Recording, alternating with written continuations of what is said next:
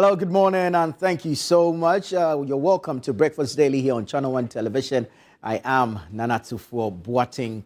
It's a good Thursday morning. Of course, we're still in the celebratory mood since we're 7 years. We celebrated our 7th anniversary yesterday, June 4.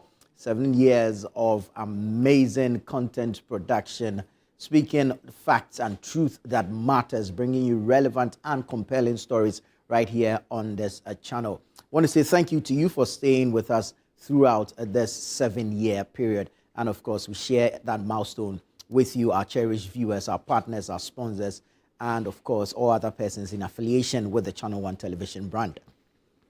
This morning, I am here to make an appeal, okay? My appeal is a very simple, and it's going two ways, to the government and to the Ghana Registered Nurses and Midwives Association. We know the association has begun a nationwide strike, which is beginning to bite. The healthcare system across the country is currently reeling under the impact of the strike by the nurses and midwives. And we want to appeal to them to consider the lot of Ghanaians, even as they seek their own welfare, okay? We're making this appeal that they reconsider their stance, not necessarily in calling off the strike, because, of course, their demands are also legitimate and they have every right to demand same. But we are asking and begging that they soften their stance a bit so that at least when they go into the negotiations, they can work something out with the government, and then we, the Ghanaian or the consuming public, the patients who seek healthcare from their esteemed facilities, will not have to bear the brunt. Then also we want to call on the government to meet these nurses halfway. We beg of you. This is an agreed condition somewhere last year. And we want to believe that 6 months into the new government, we've taken cognizance of the entire sector. We know what persists and we know how to address some of these challenges. We are begging that when we go to the negotiation table, we do not take entrenched positions which may not help in coming to a sustainable or a lasting solution to some of these issues. And so, I mean, the Health Ministry, the Labor and Employment Ministry, and all agencies or institutions involved in this, Fair Wages and Salaries Commission, National Labor Commission, and all, please, let us come to the table. Let us talk. Let us negotiate. Let us come to an agreeable compromise, if I can put it that way, so that the health sector does not grind to a halt as we're beginning to feel the impact of this current strike by the nurses, the Ghana Registered Nurses and Midwives Association. So please, we understand that in some areas, rotational nurses are being called in to assist. Even the strike itself was not one that was backed by all the nurse associations that we have. In the health sector alone, there are about 80 to 90 unions or associations in there. And we pray that a holistic view or assessment is done to ensure, the government cannot meet all the needs at the same time. But however, there should be some level of commitment, some demonstration of, integrity when we go into the negotiations, so that at least this gives the associations or the unions some confidence in the government. And so we reduce the strike. Because I started now with the Registered Nurses and Midwives Association. We do not know where it will move to next. And we do not want to have a health sector that is crippling or grinding to a halt. It's a new administration, fairly young. It's been just 6 months into the administration of the NDC government. And we do not want to be seeing some of these things happening. So please, we beg both sides, sit, negotiate, talk, and let's come to a compromise. Let's come to an agreement. And of course, let's resume work, and then let's administer the health care that we swore an oath to administer. That said, I want to say thank you to the Ghana Registered Nurses and Midwives Association, and thank you to the government. I hope that we've heard this and we'll take it in good faith. All right. Let me tell you about the Agriair 2025. It's happening from at the Fuasadaland Children's Park from the 20th to the 22nd of June 2025. Now, this is the the biggest sale and exhibition of fresh farm produce.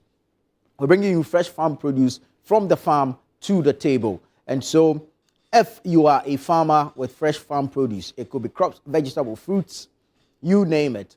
If you have poultry products, if you have fish, aquaculture products, if you have agric inputs, agric machinery, agric technology, if you are an innovator or an aggregator, this is the biggest platform for you to exhibit and, of course, to make some sale. And so we want you to call us now to register and participate in the Agriair 2025. To register, please call this number. The number is 0505 973 973. No, 0205, I beg your pardon. 0205 973 973. 0205 973 973. Call now, register, and be part of this groundbreaking event that is bridging the gap between the farm and the dining table. We're hopeful that you come out in your numbers and be part of this 3-day event, quite an innovative, groundbreaking event, and we ask that you participate in it. Come with your wallets loaded. Of course, there's going to be some grills, some barbecue, some kebab from made of beef, mutton, pork, chicken. It's all going to be available, so come with your wallets loaded, and just know that it's not only going to be an exhibition. There's going to be sale of fresh farm produce, agri inputs, agri machinery, and all. So please be a part of the Agriair 2025, which is brought to you by Channel 1 TV with support from 97.3 City FM and sponsored by the Ghana Exim Bank, the Legacy Crop Improvement Center, Development Bank Ghana, Agri Impacts. So be part of the Agriair 2025. We want to see you from the 20th to the 22nd, from 9 a.m. to 6 p.m. each day. Be part of this fair, and you won't regret it. If you're looking to venture into agriculture, if you are a young man or you are an investor looking for somewhere to put your money, then you should be interested in the Agriair rather, and be part of it from the 20th to the 22nd of June 2025. All right. Now, the City Business Festival is underway. It's airborne, and of course, we have outdoor events as well. Look out for our on-air series, on-air activities, on-air programming that would help shape your business, that would help grow your business, expand your business, you name it. It's from the 1st to the 30th of June 2025. The entire month is dedicated to business. And so you might want to tune in to 97.3 City FM every 9 a.m. and Channel 1 TV at 10 a.m. while we bring you our on-air program and on-air series on various facets of the economy, and of course bring you some nuggets to help you grow your business. The City Business Festival, also brought to you by Channel 1 TV and 97.3 City FM, and is sponsored proudly by Absa Bank, MTN Business, and Zonda Tech Ghana. I want you to be part of the City Business Festival. Aside the on-air activities or the on-air series and programming, we're going to have outdoor events as well, which may include seminars, workshops, and a boot camp. So look out for all the information out there. Of course, stay with us here on Channel 1 Television and on 97.3 City FM. You get all the details. But be part of the on-air series every 9 a.m. on 97.3 City FM and 10 a.m. here on Channel 1 Television. Once again, we want to say thank you to Absa Bank, thank you to MTN Business, and thank you to Zonda Tech Ghana. Thank you so much for sponsoring the City Business Festival. Let's get into the newspapers this morning. The Ghanaian Times is here, comes with a picture of Ahmed Ibrahim, local government minister. And the story says, government launches sustainable cities strategy. Government launches sustainable cities strategy to reshape urban landscape and prepare for future demands. Government launches sustainable city strategy to reshape urban landscape and prepare for future demands. Police grab woman 30 for pouring acid on ex-boyfriend. So a 30-year-old woman has poured acid on her ex-boyfriend, and she has been arrested by the Ghana police. Inflation drops to 18.4% in May 2025, lowest since February 2022. That's according to the Ghana Statistical Service. Inflation drops to 18.4% in May 2025 and is the lowest since February 2022. Eid al-Adha, time for reflection, attitudinal cleansing. That's the National Chief Imam. And I want to believe this is a national call, okay? So not for only Muslims, but for the entire country. It's a time for reflection and attitudinal cleansing. Quite important. And we want to wish all our Muslim friends, our Muslim viewers, our Muslim audience a happy Eid al-Adha. May Allah continue to rain his blessings upon you. On the back page, we have the Eastern Regional Minister rallies chiefs to fight Galamsey. Eastern Regional Minister rallies chiefs to fight Galamsey. Livestock dealers record low sales amid Eid al-Adha. Livestock dealers record low sales amid Eid al-Adha. That's the Ghanaian Times newspaper.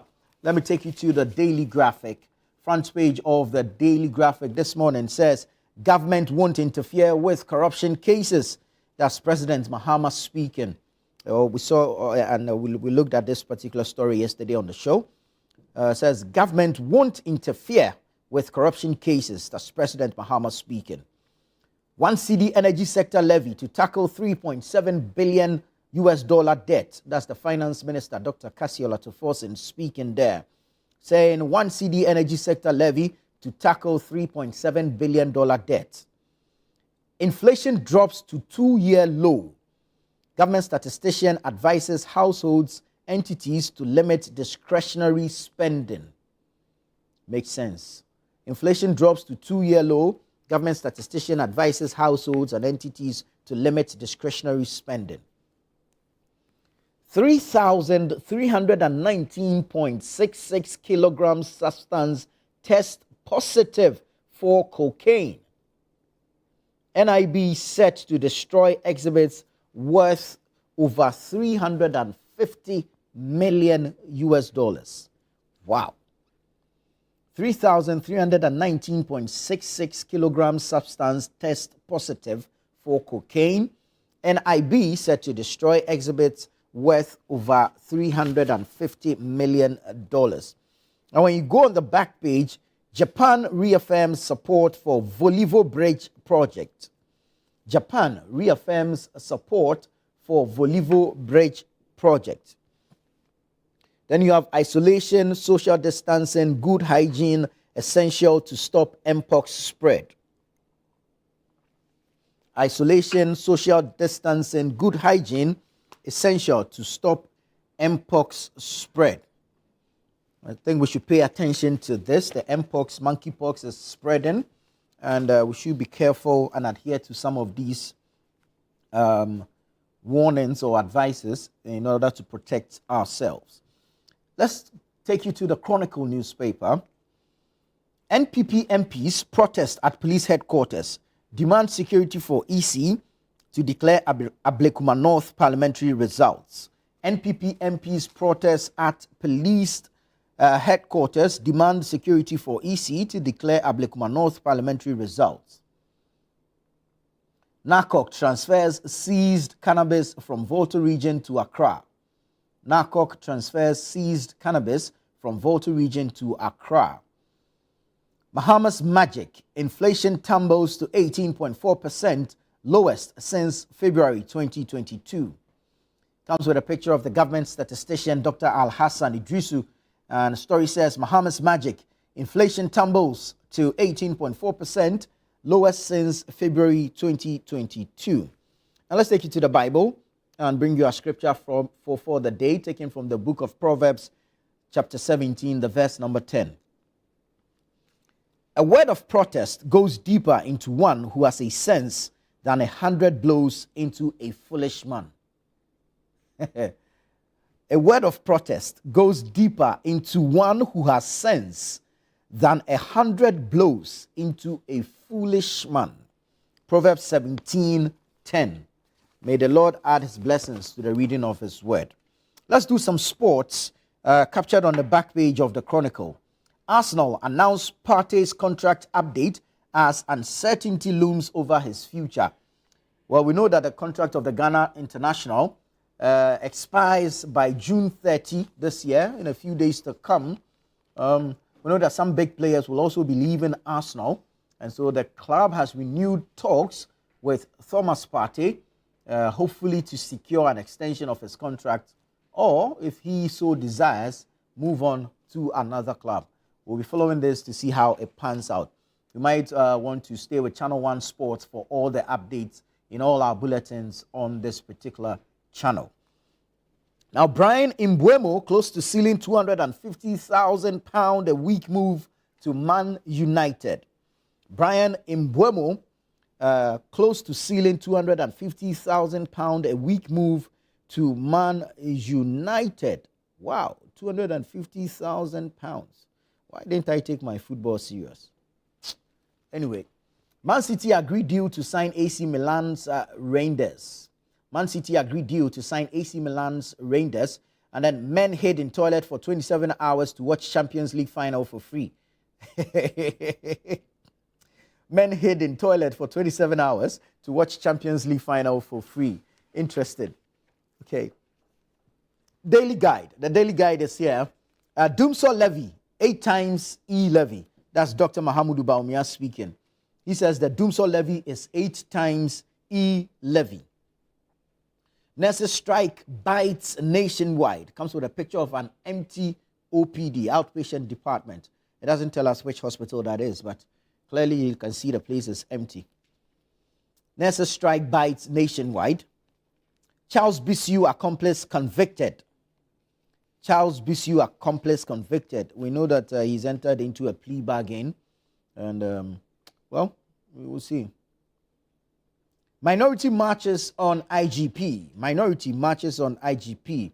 Yesterday, the minority in Parliament marched in protest to the headquarters of the Ghana Police Service and petitioned the Inspector General of Police to provide security for the Electoral Commission to be able to declare the parliamentary results, 2024 parliamentary results for the Ablekuma North Constituency, which has been without representation in Parliament for the past 6 months due to that dispute over the elections. We understand that results of some 6 polling stations are still in contention. The NDC wants a rerun. The NDC candidate, Agriair, insists she won the election and will not, or is not interested in a rerun. We'll see how that pans out. Okay. Now, the former special prosecutor is here speaking. That's Martin Amidu, and he says OSP engaging in anti-corruption business. OSP engaging in anti-corruption business. Grab a copy of the Daily Guide newspaper, go to page 6, and you get the details of that story. Now, let me take you to the Daybreak newspaper, which front page says NPP MPs charge on IGP over Ablekuma North results. Bawumia slams NDC. Mahama defends petroleum levy. Tax on liter of fuel now 3 Ghana cedis, 35 pesos. Gold Board plans Gold Village. Comes with a picture of Sami Jemfi, the Chief Executive Officer of the Ghana Gold Board. Then Quisitor, real quick, says hiding of Mayo Clinic letter. It's Mayo Clinic, not Moyo. I'm sure it's a typo. Ken done within as OSP monitors him. Don't sell state assets to politicians. Dr. Forcing to new SNIT board chaired by Osabarima and Sasa Sreku III. Happy Eid to all Muslims. That's the vice presidential candidate for the New Patriotic Party in the 2024 general elections, Dr. Matthew Opoku Prempeh, also known as NAPO. Align central government DACF projects to avoid waste. Martin J. Mensah Kosa, former local government minister, speaking there. I'll take you to the Informer. Informer says, OSP no respecter of persons, Ofriata told. Corruption fight, OSP calls for collaboration. EPA declares war on Galamsey. Boko conflict, Otunfo will succeed. That's John Mahama speaking. Battle against perennial flooding, MP urges attitude no change. And then we have the new publisher on the front page. We have Mining in Motion Summit, Gold Board, Kickstart, Anti-Gold Smuggling Task Force. Minority digs into Sansa Daily. Finance Minister warns SNIT Board, do not sell state assets to politicians. So these are some of the headlines from the various front pages. Go to a newsstand near you, grab copies, and you can get the details. I'll take you online real quick. Channel1news.com. Ablekuma North, no need for rerun. I won the seat. That's Agriair, the NPP's parliamentary candidate for Ablekuma North in the 2024 general elections. Rotational nurses take over OPD at Efiang Kwanta Hospital amid GRNMA strike. Rotational nurses take over OPD at Efiang Kwanta Hospital amid GRNMA strike. June 3 disaster. Gisela Tete calls for stricter oversight of building permits. June 3 disaster. Gisela Tete calls for stricter oversight of building permits. Indiscipline. Climate change caused June 3 disaster. That's Professor Gordon speaking. NLC orders nurses and midwives to end strike. National Labour Commission there. 1 cedi fuel levy hike, a blow to us. GPRTU, Ghana Private Road Transport Union. Baumia slams government over fuel tax, brands it Doomso levy. Fuel levy hike won't raise pump prices, Mahama assures Ghanaians. And in the Volta region, police seize over 1 million cedis hidden in fertilizer bags at Japon. Then you have Mahama defense fuel levy increase, calls it crucial for energy stability. Let me take you to citynewsroom.com. Citynewsroom.com. 1 cedi fuel levy risk undermining economic gains. That's the Ghana National Chamber of Commerce and Industry, GNCCI speaking. Trump imposes U.S. travel ban and restrictions on 19 countries. Wow. Trump imposes U.S. travel ban and restrictions on 19 countries. Napo confirms NIB probe into his tenure as education minister. No more extensions after June 21 deadline. Gold Board warns unlicensed traders. Brace for more taxes under Mahama. Baumia warns Ghanaians. Target food inflation to sustain disinflation. That's an economist speaking. Then you have June 3 disaster caused by failure to enforce spatial planning. That's LUSPA speaking.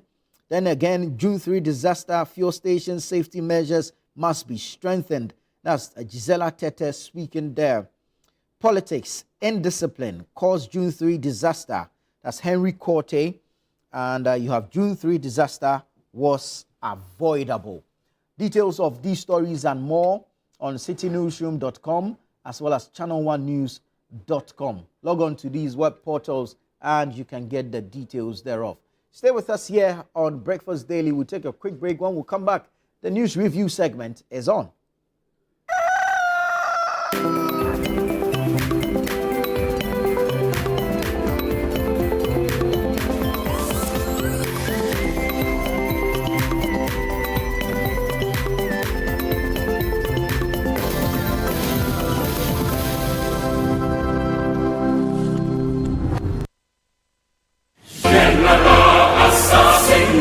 Calling all farmers, agribusinesses, and innovators, this is your chance to shine. Channel 1 TV invites you to exhibit at Agriair 2025, one of Ghana's largest agricultural exhibitions. From Friday 20th to Sunday the 22nd of June, the A4 Sutherland Children's Park in Accra will come alive with the very best from Ghana's agribusiness sector. Are you a farmer with fresh produce of any kind? Be it crops, livestock or poultry, fisheries or aquaculture, or you're a supplier of agro inputs and processing machinery, this is your platform to connect with the world. Agriair 2025 is more than an exhibition. Showcase your fresh produce, share your expertise and experience, and grow your business. So, to all farmers with fresh produce, livestock or poultry, fisheries or aquaculture products, come, sell, network, and expand expand your business. Agrifair 2025, where culture meets innovation. Register now to secure your spot. Call us on 0205 973 973. Come on, come all.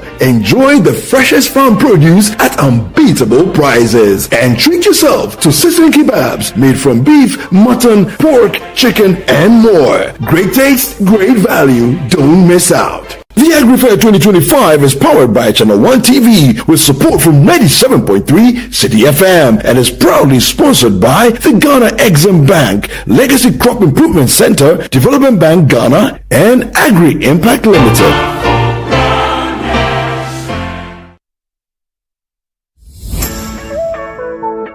This June, the business wave is back and it's bigger than ever. The City Business Festival 2025 on City FM and Channel 1 TV, where it's all about business.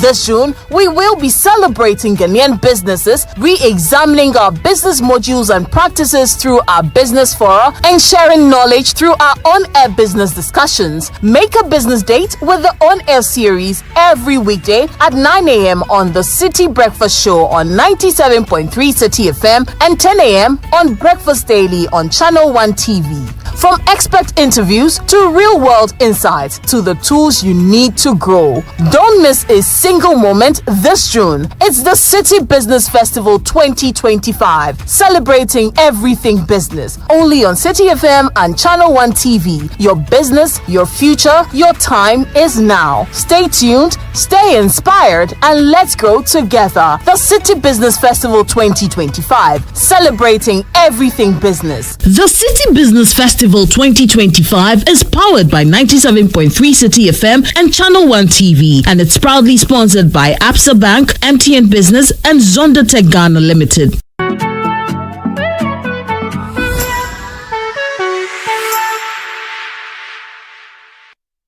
Welcome. It's Play to Aid. Get ready for the game show where every play has a purpose. Welcome to Play to Aid, the only game show where your knowledge and skill don't just win you prizes, they help change lives. What sport is considered the most popular in the world? Football.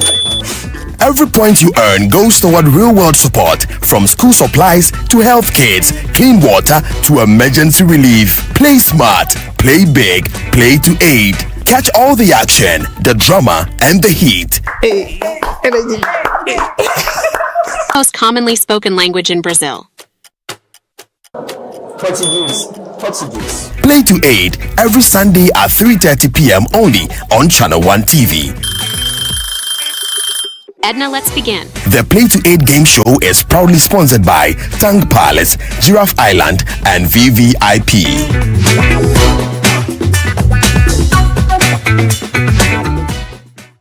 In a world filled with challenges, we all need guidance, hope, and a lifeline to anchor us. This is Lifeline, and I'm your host, Fred Crunchy Mensa.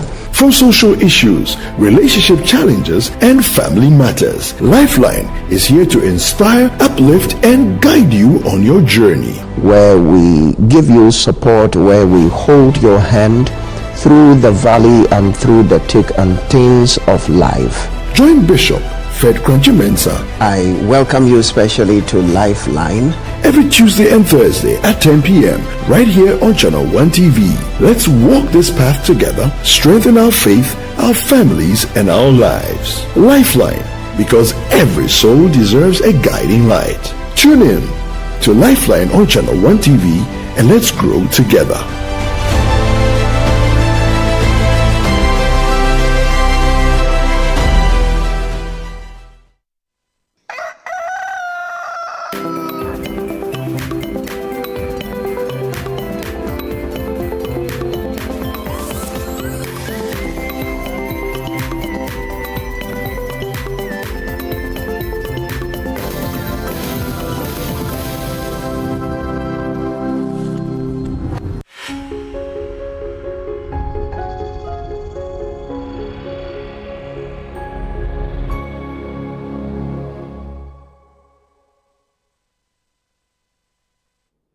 Hello there. Thank you for choosing us. This is Breakfast Daily here on Channel 1 Television. It's time for the news review segment. We'll be getting into a conversation surrounding some of the major topics that have dominated the media space. And we have three amazing individuals to help us do that this morning. The Honorable Nilante Vanderpoy is here. He's the National Coordinator for the District Road Improvement Program, DRIP. Honorable, good morning. Good morning. Good to see you. Thank you so much. Elvis Dako is here, editor of the News Center newspaper, newscenter.com. Good morning, Elvis. Good morning. And we haven't had a lady in a while. She's back. And it's good to have her. Akusia Menu is the 2024 parliamentary candidate for the New Patriotic Party for the Adentan constituency.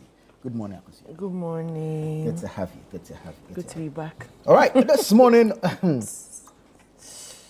some levy has been imposed on fuel. We understand that it's to help settle debts within the energy sector.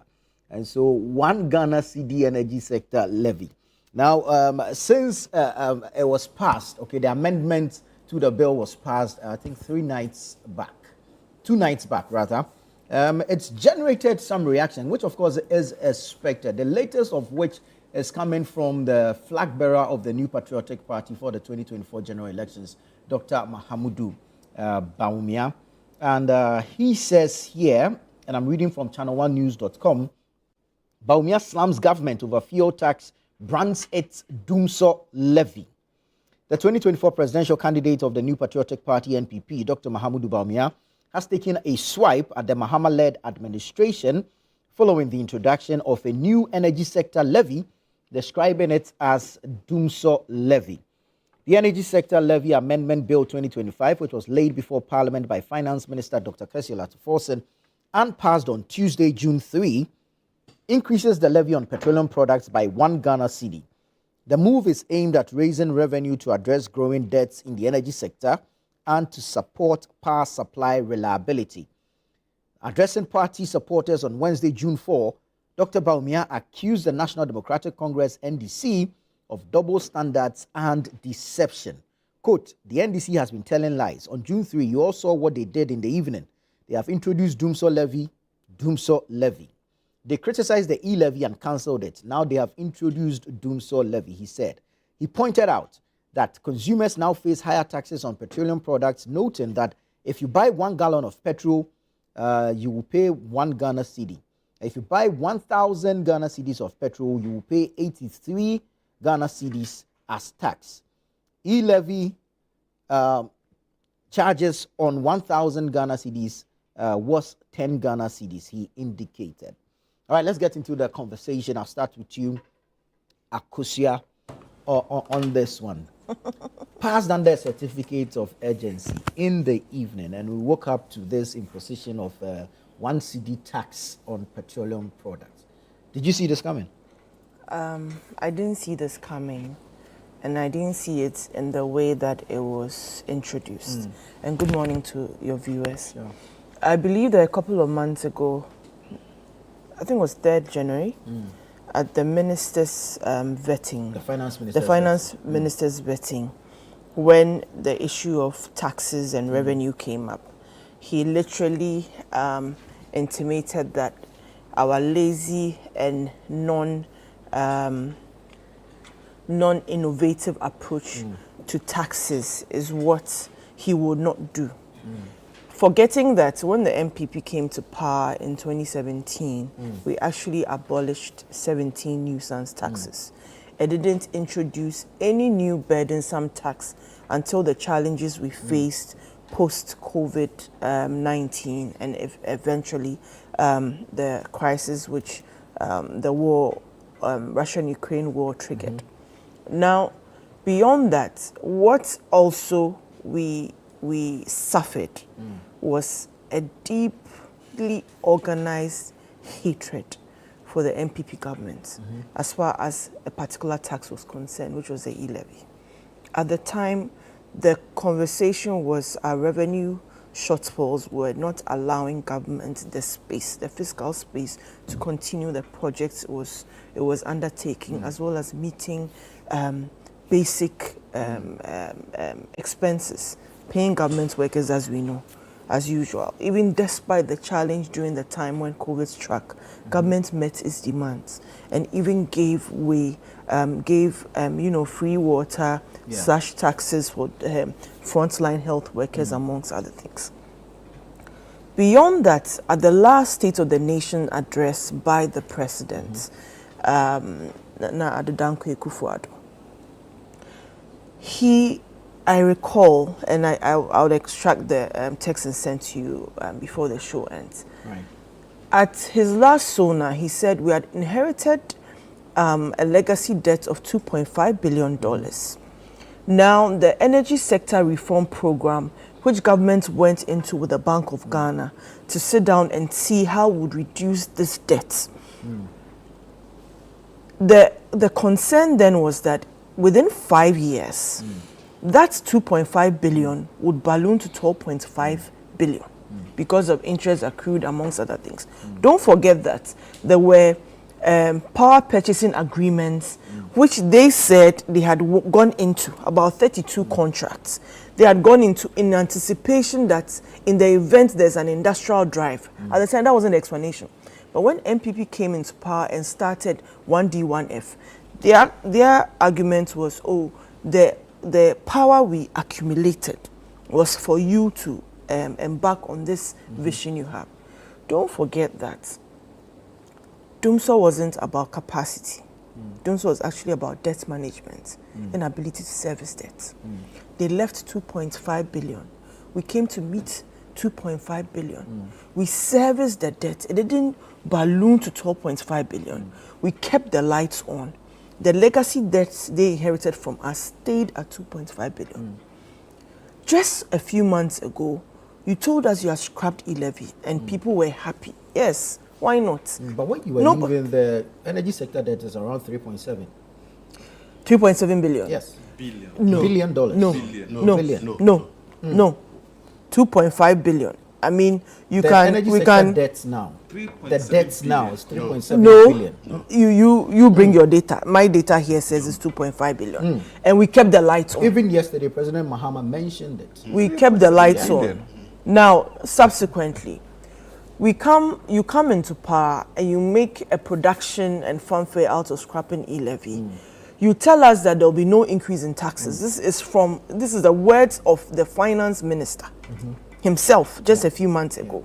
Subsequently, a negotiation on tariffs became an issue where the suggestion from government was over 40%, if I recall.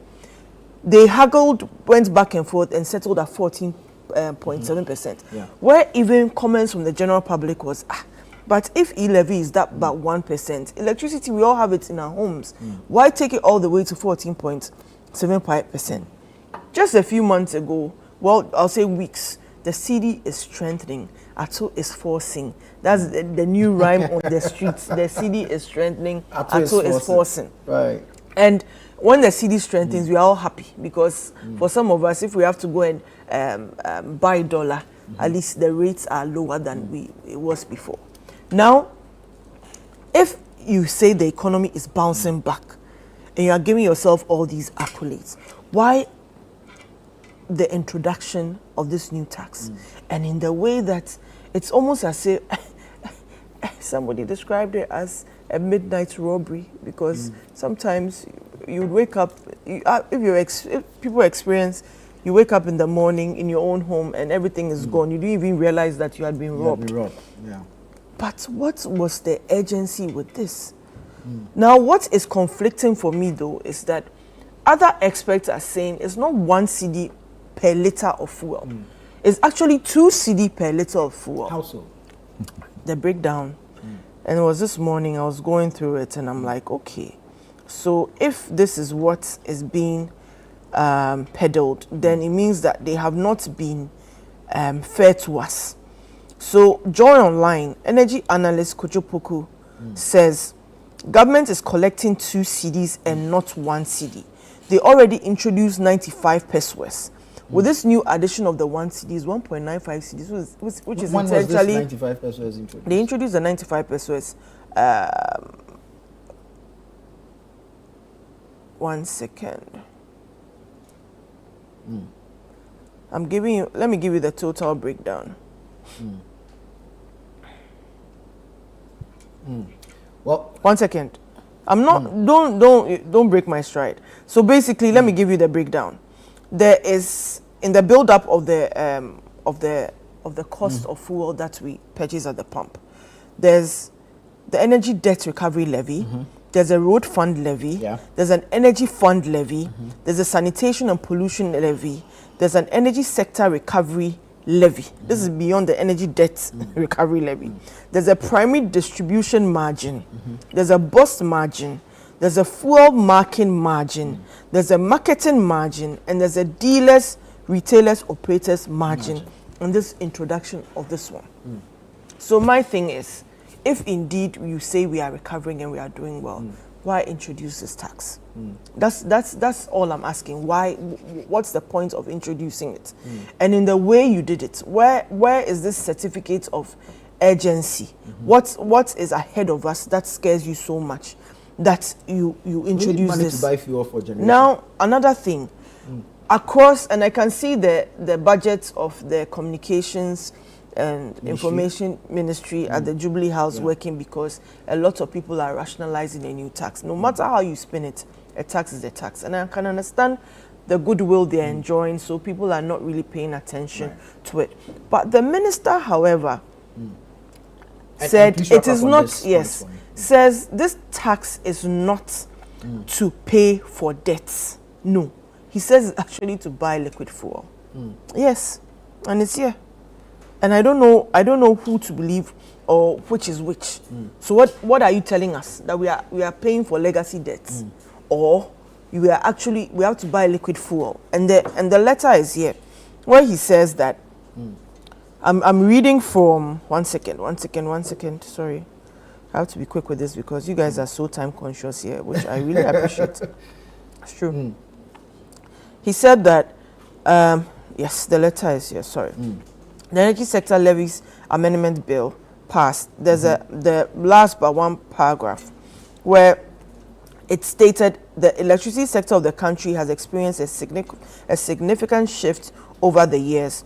While the country now is heavily reliant on thermal power generation to supplement hydroelectric sources, the cost of liquid fuel to power the thermal plants, generation plants, is not included in the current electricity tariff buildup, resulting in a significant revenue shortfall in the procurement of liquid fuel. This, he says, is the reason for it. Yet all their communicators... Not the main reason. Well, that's per what is here. I do believe that it is no longer just paying for debt, but to buy liquid fuel because it is not captured in the buildup of the pricing. Very well. I wait. Sure. The double standards therein is that you cannot actually paint a particular government evil after an introduction of a tax, especially when there were severe challenges. What was even worse was how they delayed the passage of that e-levy and made Ghana look horrible in the eyes of the general public, no, of the global public, if I should say so. We had parliamentarians literally engaging in fisticuffs, and we all discussed here. It was played across. Look, even I remember when e-levy was passed. That day was a weekend of the president's birthday and Black Stars qualifying, and I was saying congratulations for the passage, not because I wanted to see a tax introduced, but because of the indignity of what we had gone through and seen. But here we are today, I didn't catch it. That thing had nothing to do with the government. But here we are, where after demonizing, after telling us you are doing well, after telling us that the government, the economy is recovering, where we don't even know what policies you introduced to even make the city strong, you can't even articulate what you did to even strengthen the city. You have introduced this cross-cutting, razor-cutting tax, because once it hits the pumps, you'd see an increase in prices of everything, goods, services, everything that we experience in this country. Elvis, we all admit that there are liquidity challenges in the energy sector. And from the way it's going, at one point, we may have to pay either through tariffs or taxes. So the introduction of this levy, as is being justified by the government, your thoughts on this? Oh, I've said it several times. I will say it. We have very lazy governments in Ghana. In terms of revenue generation, they just look at the easiest way, and that is fuel. That's fuel. That's fuel. So as before this increment, total taxes and margins on fuel amounts to 2 CD 35 pesos if you buy 1 liter of fuel. Yeah. Actually, 10 separate taxes and margins. Okay? So it's the laziest approach for any government, but it's the easiest way to easily get the money, because once people buy the fuel, you get the money. Yeah. So I'm not surprised. I knew it was coming. The previous government was scared to say they added money to fuel prices. So they couldn't do it. Even though they have to keep the power on, they could not do it. But I saw it coming because I knew that the government is very broke. We don't have money as a country. And so long as politicians want to politicize issues, we paint a genuine issue as somebody's fault. And then we all pay for it painfully. The energy, the 1 cedi we have added now, it has actually increased the total monies we are paying for energy sector to 2 cedi 19 pesos. Because prior to this, we have 49 pesos being paid for the energy sector debt recovery levy. And then we have 20 pesos being set for energy debt alone, 20 pesos. And then we have another 10 pesos that we're paying that is for sanitation levy. Yeah. But in the 2025 budget, the finance minister said because of the debt in the area, he has encumbered the sanitation levy. So the money will no longer go to sanitation, but will now be used to pay energy debt. So if you add these ones, it amounts to 1 cedi 19 pesos for monies that we pay for every liter of fuel we buy that goes to energy sector debt servicing.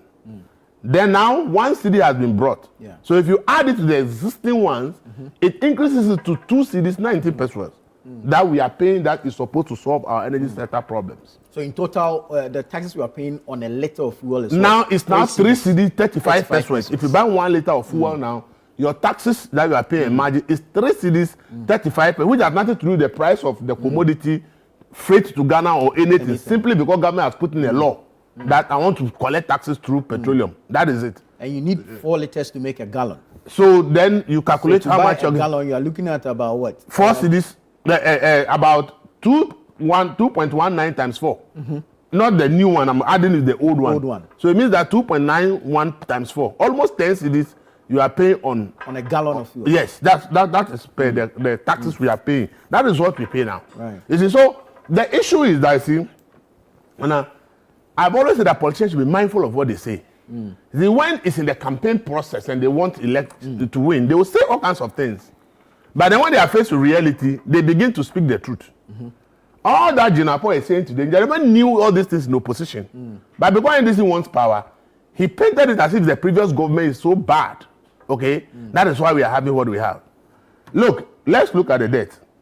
Jinapo at his vetting. Okay? This is John Jinapo, the energy minister now. The energy minister now, at his vetting, said that currently, after the time he was being vetted, the NDC one, that is Mahama one leaving office, the reconciled debt that they left was $2.1 billion.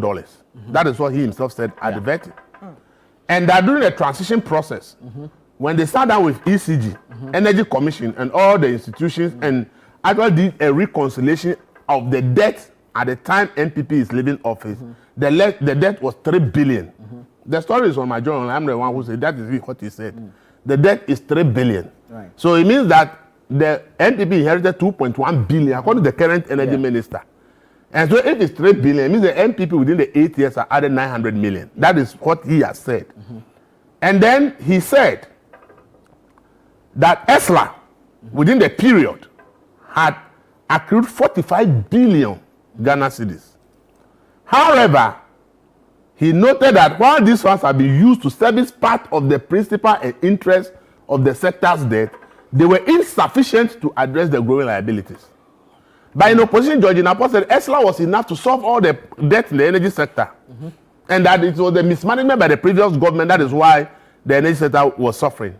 But when he was faced with vetting, now he's telling us that the 45 billion with the total amount generated was used to pay part of the debt, but it was not enough for the debt in the sector.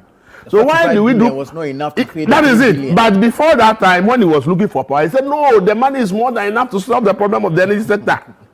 Why do we do politics and important things like energy that without it an economy cannot grow? Yeah. Why can't we as a country agree that, look, we don't need to play politics with things that we know that without them the economy will suffer. So let's go on with these issues that we have raised about the taxes and the rest.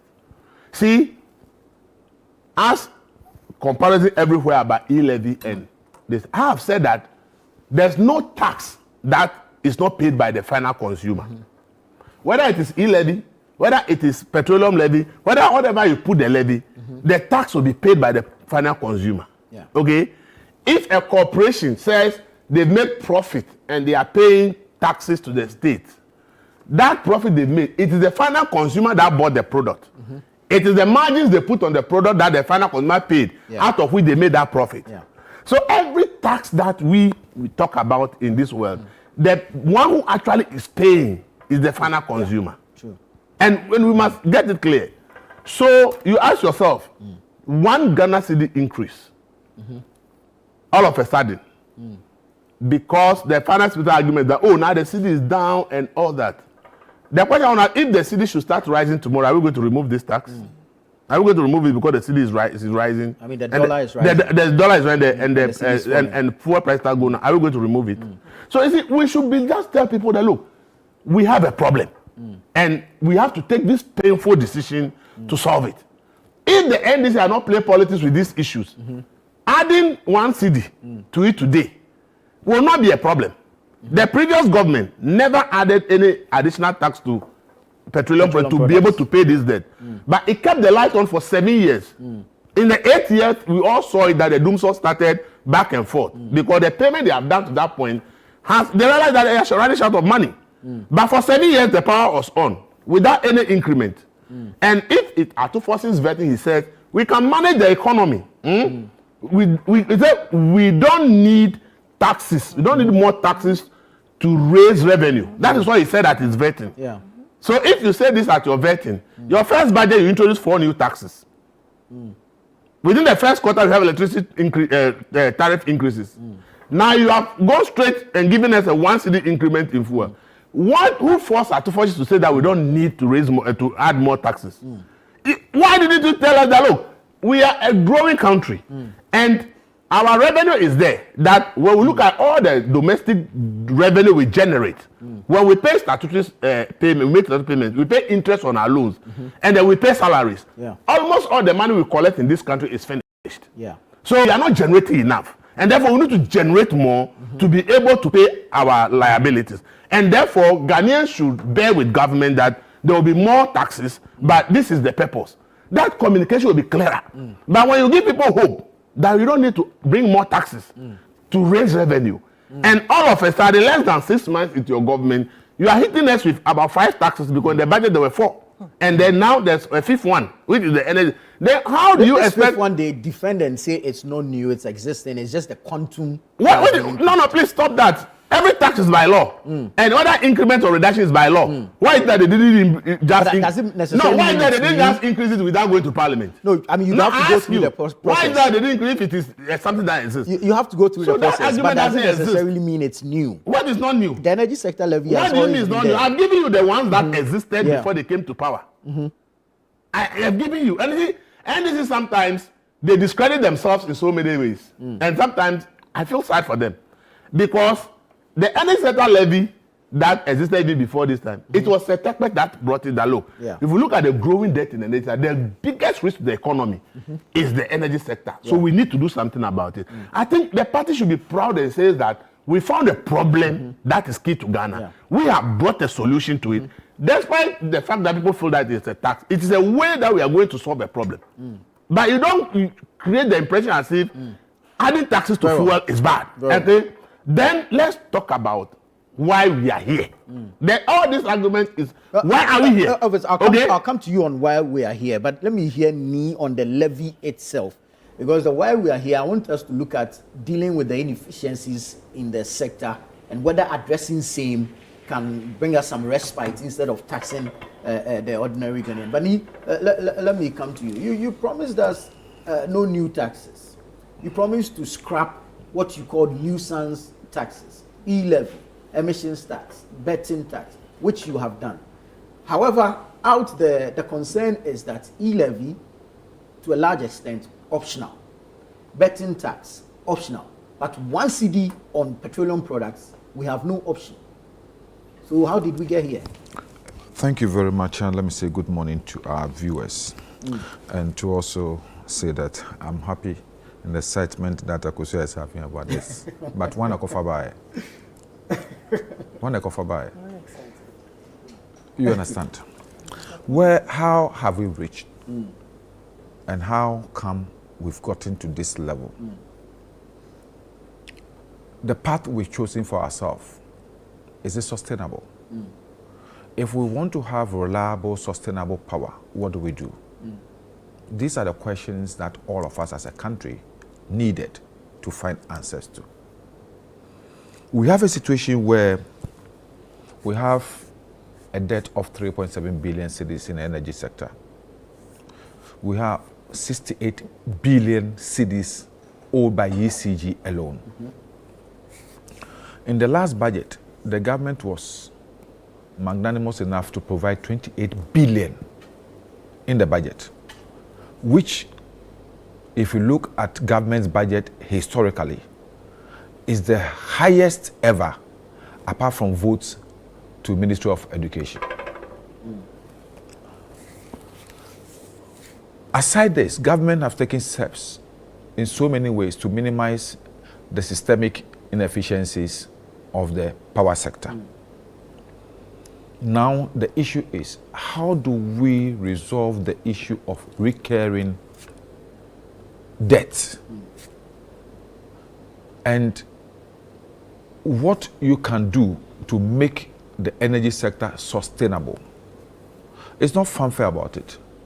I will every day prefer a government that is candid, that is transparent, that is accountable, to a government that will lie. So we've come to Ghanaians and say, so at this point in time, these are the difficulties we are having. These are the challenges facing the energy sector. Would we want to slump back into the period of doomsaw or doomsaysie? No. So how do we do, what do we do in order to avoid that? I said, well, if every Ghanaian will be willing enough to give 1 cedi on a liter of fuel, we will be able to accrue so much, almost 57 billion, to be able to take care of the difficulties we have, the challenges we have in meeting the demands of the energy sector. I think it's a very, very good step. The issue is, we've come far to a time when it has become necessary. In this period when all of us are experiencing some joy from the fact that fuel, the price of fuel has slumped from 16 to even under 12 cedis. This is a time when we're asking Ghanaians to make sacrifices of a cedi to be able to keep the power on. If we don't, and we say, well, let's continue in the merrymaking, let's continue enjoying the benefit of the prudent economic measures that have ensured that the cost of fuel has come down, and we don't behave like the ant to prepare for tomorrow, but want to be like the grasshopper, what will happen is that in the next few days or weeks, in the midst of our enjoyment, we'll be hit by the reality of doomsaw. So this is a government who says that in this period, when things are good, when we are making savings, it is better for us to store so that we can meet the demands of tomorrow. I think the government is being very intelligent in the way to manage the difficulties we have, the challenges we have. Not everyone will agree with you, because there are concerns that we're enjoying the gains made, which is good. But if you take ESLA, for instance, last year, 2024, it accrued almost around 9 billion cedis. Was it enough to take care? How much are we So making? so if you marry that to the promise of not introducing taxes for revenue generation, it is expected that there will be different innovative ways of raising the revenue to address this Let's all challenge, ask ourselves, so that we can enjoy what innovative measure do we have to take in order to address the issue of recurring debt in the energy sector? The world is going digital now. But you came and you cancelled digital taxation, levy. Please, levy was introduced at a time when all of us knew. It wasn't a matter of the introduction of the tax which was a problem. The argument we made, I was in the minority at that time, and Akosia said we descended into fisticuffs, yes, because they were failing to realize the realities of the time, that already there were heaped of taxes on Ghanaians which had made life unbearable for Ghanaians. Ghanaians were suffering under that time.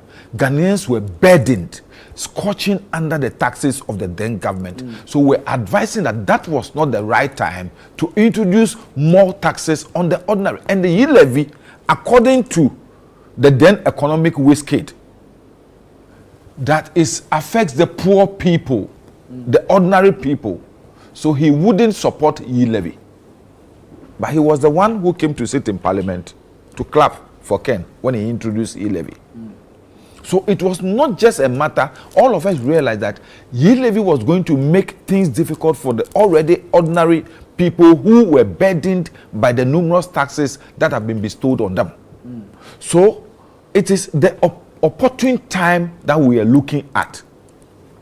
If things were good at that time, everybody was okay, people were enjoying, who will complain about taxes?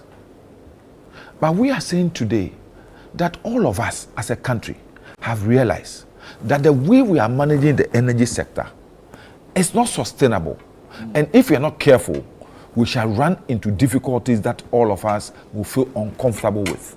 So at this time when we are happy, we are reaping the benefits of the measures that the government has introduced that have made the economy a bit more relaxed as compared to 6 months before. It is time when we need to make sacrifices. We're asking Ghanaians to make sacrifices so that all of us will be able to hold the danger that is imminent. So we'll be able to face the challenges when they occur, that we'll be able to save for tomorrow. It is not a matter of somebody interested in slapping a tax on. We're asking people to make sacrifice, all of us to make sacrifice, all of us to pay for something for tomorrow. Because you and I agree that government cannot continue heaping up debt after debt in the energy sector alone.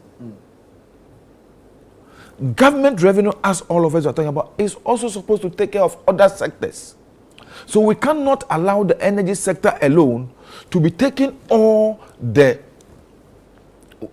benefits of government's measures and policies that are accruing to all of us.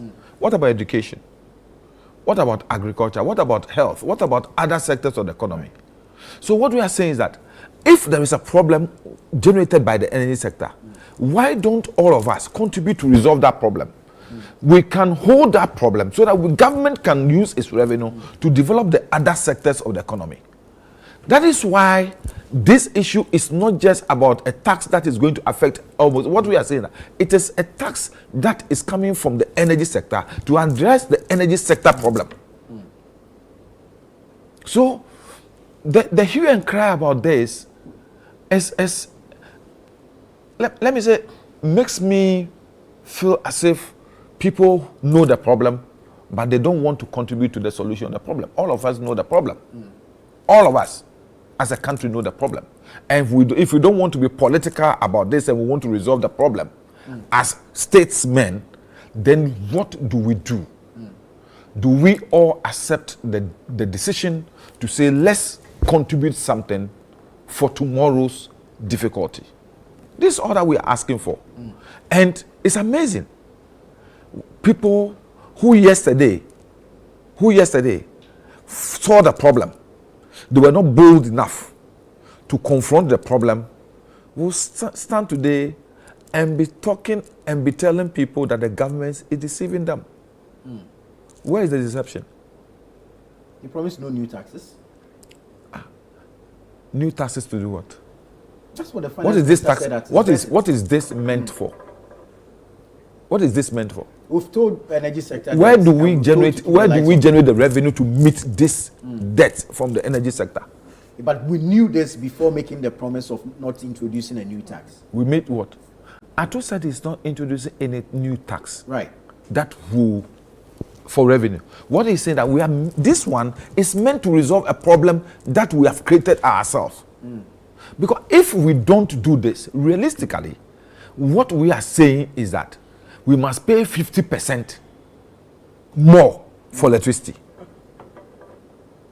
You understand? Would you want to pay 50% more for electricity, or you want to contribute to one city so that cumulatively we can resolve the problem instead of shifting to the pricing of electricity? So it's either tariffs or taxes. Yes. And we thought that there is a need for us to have this tax to generate the revenue to meet the demand so that we don't increase the tariff. This is what we are asking for. This simple mathematics, I think that is the dribbling that have been used to score the goal that is worrying people like Akosia, because they couldn't find the skill to go through this. This is the moment. It's the cumulative this is the moment. You are increasing tariffs. No. You are exempting state institutions from paying bills. ECG is running, I don't know how to put it, at losses around 32%. But those ones are systemic. Those are systemic inefficiencies that have to be addressed. But we are looking at tomorrow. What do we do to forestall the danger we are all seeing tomorrow? You understand? And we say, look, let's prepare for tomorrow. But then let's continue, because the systemic difficulties, challenges we are having is not an event. It's a whole policy direction that will steer the ECG towards good management style, that will steer the ECG from distribution losses and other challenges that they have faced in the past. Very well. But this is an eminent challenge of doom CCA, or whatever you call it, if we are not able to raise the needed revenue to fund liquid fuel for the power generation. So it is important that we look at it from that. Is it the danger we are resolving, or somebody being enthusiastic in just maximizing revenue? Very well.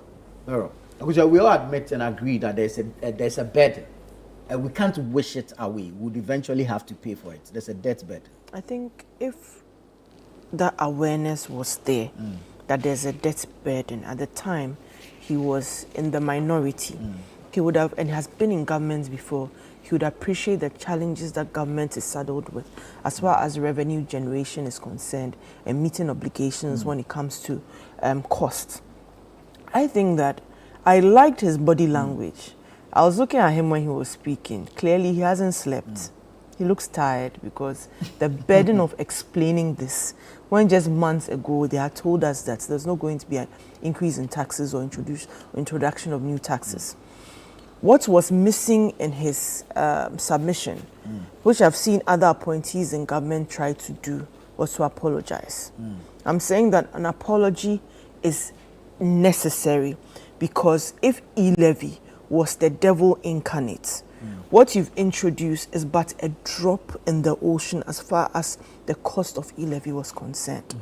We had Samuel Ofosu-Ampofo, who is now a presidential staffer, demonizing e-levy, he said the e-levy cannot be the solution to the country's floundering economy. Elizabeth Ajari, Honorable, now she's Minister of Trade. We, the NDC MPs, have washed our hands of the e-levy and its consequences. It is a tax that would not do any good for the country. Johnson Esiedun Ketia, potential incoming flag bearer of the NDC, as I've been told. If you put taxation measures... This is breaking news. Who told me? We'll have to do an exclusive on this. Insider filler. If you put in taxation measures that work to put the greatest burden on the people who are already sinking, then you are not helping to build a welfare society. These were his words. He still is the chairman of the NDC. Are we talking about e-levy, or are we talking about? I'm talking about the comments you passed when you were in opposition concerning a particular tax what was whose cost meant pales in comparison to what you've introduced today. John Mahama said, we are in, I'm paraphrasing, we are opposed to distortionary and burdensome taxes like the e-levy that only force Ghanaians to endure more suffering. These were his words. Now contrast these comments with the 10 times farcical draconian tax that they've introduced under the cover of darkness. I'll say darkness because it just hits Ghanaians without any interrogation as to should we introduce it? Will it get buy-in from Ghanaians and say, okay, this is where we are as far as debt is concerned? We've all established that. The legacy debt you inherited. You are talking about the problem ahead. I explained to you that even with the World Bank and the energy sector debt recovery program, where they sat down and saw that in 5 years you're going to be saddled with 12.5 billion. But if we put these measures in place, you asked him something about a solution. ESLA, the ESLA is no longer collateralized, right? In March, Atu forcing. It's not collateralized, thanks to who? It's no longer, thanks to you. Thank Good. you. Now, if you know this, then indeed you don't need to actually introduce this tax. You actually have to increase the efficiency and the capacity of what the recovery program is. Also, ECG, you mentioned it. ECG, as you know, has been in the news for the wrong reasons. 1 minute, the minister says the container is missing. The next minute, he says he's found it. Look, that thing he did is literally like waking up in the morning and not finding Kanda. The whole of Kanda is missing in Greater Accra. How is it possible? But these are the things that they do. They throw things out there, they can't back it up with anything. And when they have to apologize to us, they hide behind, oh, your government did this, when you did this, and we're already burdened. My point is, the cancellation of the ESLA program is captured here. As part of measures to manage government's fiscal space, ESLA PLC was instructed in 2024 to wind up the ESLA bond program. These were Atu's own words. It goes on and on and on. Basically, for 2025 and the medium term, the levies are expected to continue a steady growth path. Total ESLA levies collected for 2025 is projected at 9.5 billion, which represents an increase of 340.71 million, which captures almost 4%. Does it solve the if this problem? is possible, okay, this is possible to do. Increase the efficiency at ECG in terms of collections as well. In 2024, we saw it move for 400 million cedis to almost 1 billion cedis. You are telling us that you are recovering. You are telling us that you are the one, the champion of the day, that Ghana is bouncing back. But Ghana is bouncing back. This thing that you slapped, let me tell you, the daily commuter spends almost 160 cedis a week on fuel. The Uber driver spends almost 2,000 cedis on fuel. This doesn't just hit a section of the populace. Everybody will feel it. If we're talking about e-levy, there were some people who never did Momo, who, if they had to even transfer, they'll tell you that somebody said to avoid it, they'll use transportation, which won't even be up to 100 Ghana cedis to go and deliver the money to somebody else, and that will help them escape the tax. These were some of the jokes that people were passing around in avoiding the tax. Right. But how do you avoid this particular one, where it's going to touch on everybody? You said you will not introduce, you demonized the e-levy. We are asking today that you admitted that despite saying you will not introduce, you see that there is some cost ahead, or you are drowning in debt. Just apologize to Ghanaians and say, we are sorry that we have to introduce it. Only just a few months ago, we said we wouldn't. It doesn't take too much to do this, that the NDC apologizes for introducing this tax, despite saying that they will not introduce it. Can they say sorry now? Because your flag bearer says this is one of many to come. Oh, but if he says that, he's right. Because what level of trust have they placed on us as citizens that are your vetting and on multiple platforms? You tell us about the vindictive nature of the MPP, how wicked we are to saddle debts and saddle taxes on us. And then given the opportunity, you will not do same.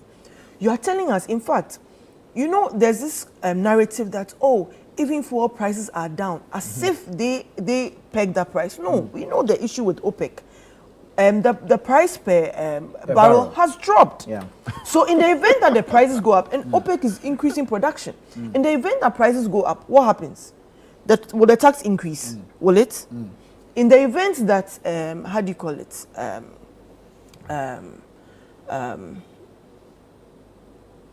The cedi, the dollar begins to gain strength. What happens to this tax? Now, as far as taxing is concerned, there's no clause or there was no definitive timeline to say that we are pulling back on this because we project that within 3 years would have reduced the cost considerably and it will reduce the burden on Ghanaians. So let's stomach this for 2 years or let's stomach this for 1 year. None of that.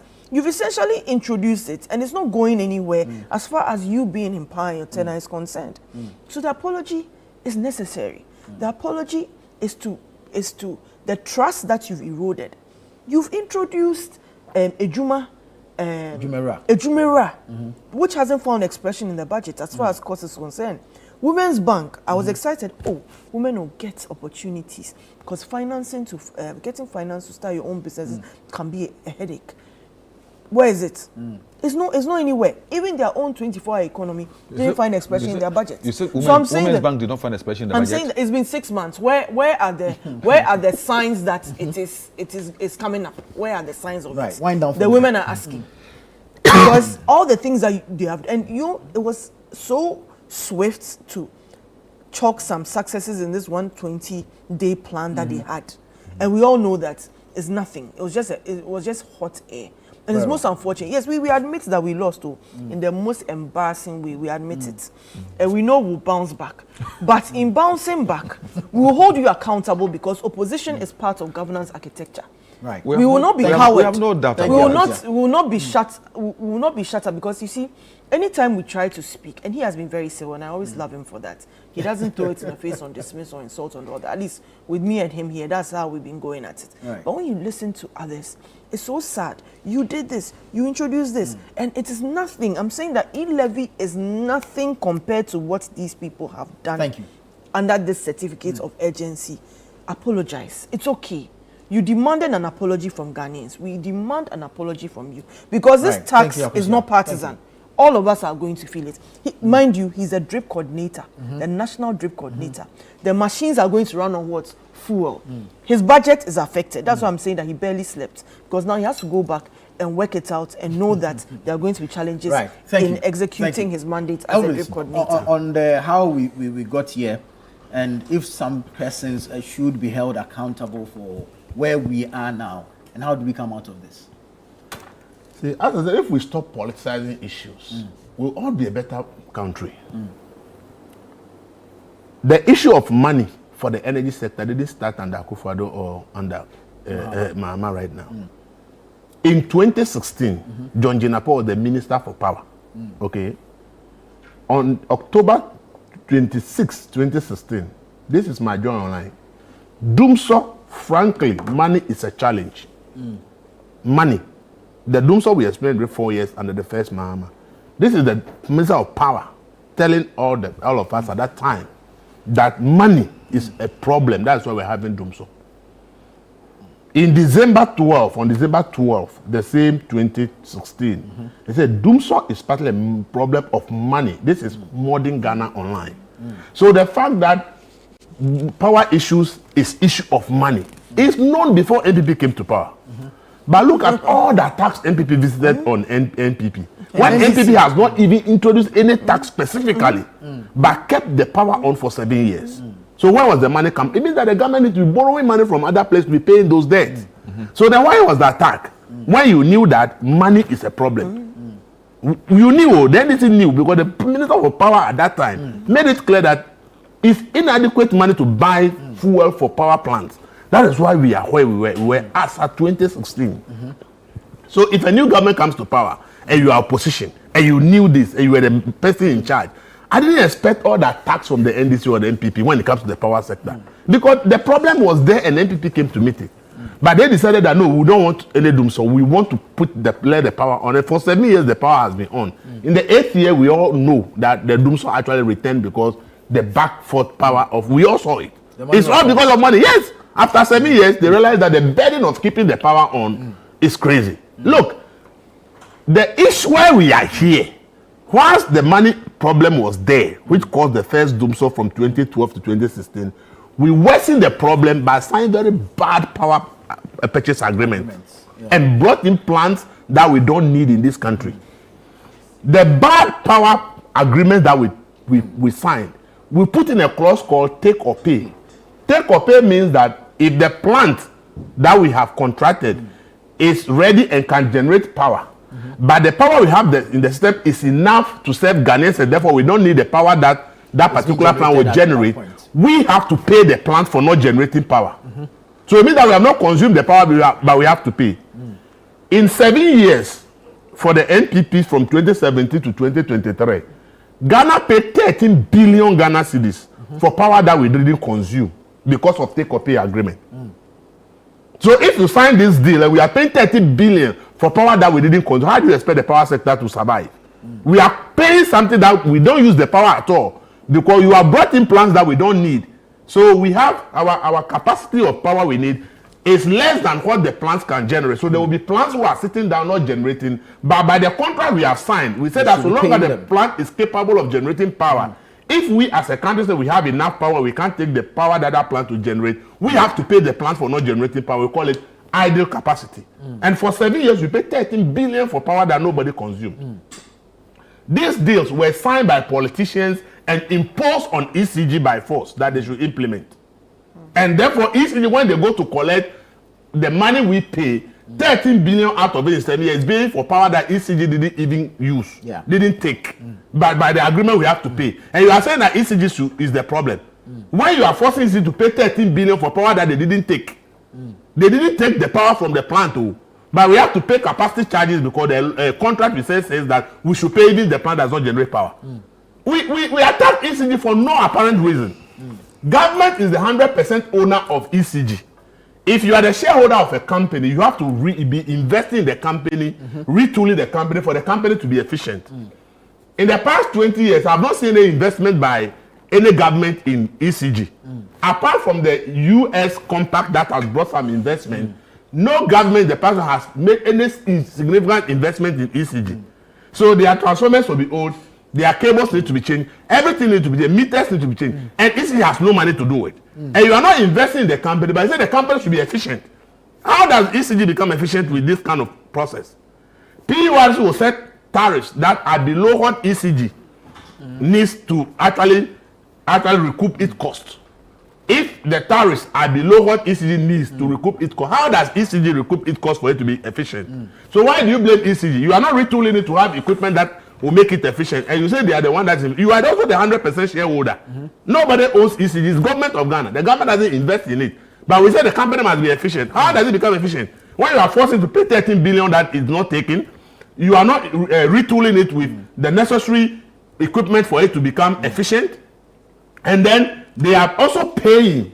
They are also selling the power at rates set by PURC that are far lower than what they should be charging. So how will the ECG be able to raise the money?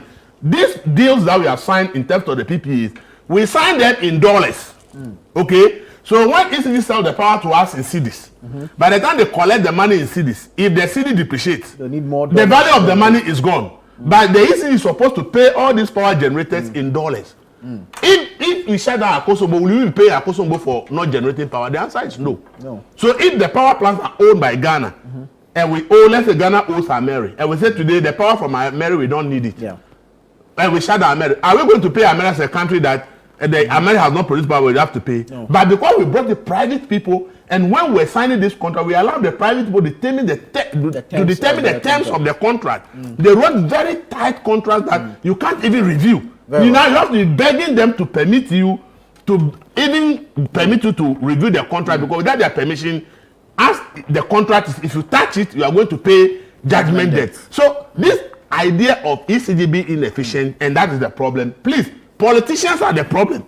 Politicians and their interferences in ECG's work. ECG is supposed to be the one to sign a PPE agreement, but politicians will go and do all the negotiations, sign and give to ECG and say, implement it, this is what we think you should do. Politicians will be involved in procurement in ECG go and procure things and come and put it down, and it will be useless. There is an Auditor General report that says that a full container load of meters imported by ECG, containers, not one, about 200 million Ghana cedis worth for meters imported into this country, and the meters don't work, and they were just lying in ECG's warehouses because some politicians compel them to do that. So we should stop blaming. I want to make the point that if we allow ECG to work well and we solve these problems I've mentioned, ECG can be a very efficient company. But when we create the problems for the company not to be able to work, and then we turn around and say ECG is inefficient, that is a very bad way of painting the dog bad and hanging the dog. It's not right. Thank you, Elvis. Honorable, I'll come to you, but I need to take a break at this point. When I come back, I'll give you the opportunity. You're watching, after the break, we'll do that. After you're watching Breakfast Daily here on Channel 1 Television. Stay with us, we'll be right back.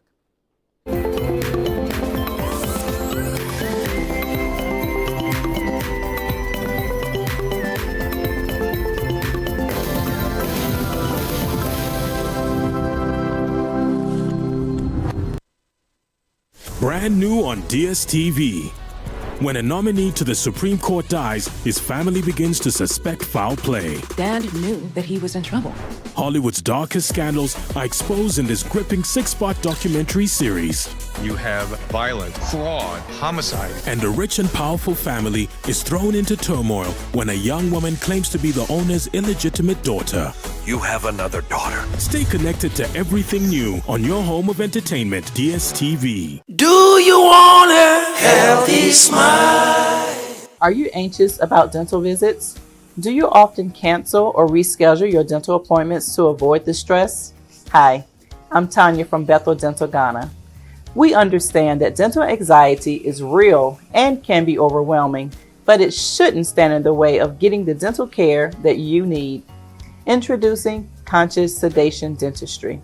Conscious sedation dentistry options ensure a calm and relaxed experience for patients to receive the necessary dental care with less stress. This means you do not need an escort to accompany you home. Nitrous oxide helps you to feel calm and comfortable while still being able to respond and follow directions. Bethel Dental Clinic, your partner in relaxed dentistry for a healthier, happier smile. Healthy smile. Some movies change the world, and you'll find them elsewhere. And Let Movies 4 is just in it to change your mood. Great. Yes, I can. Oh, they turn an ordinary night into something awesome. Make you laugh louder, smile bigger, and feel like a kid all over again. Yay! This is gonna be so much fun! The only thing our movies are seriously serious about is making you happy. All month long. Ah! On Mnet Movies 4 for the easy, cheesy, silly, funny, snort laugh classic movies of your life.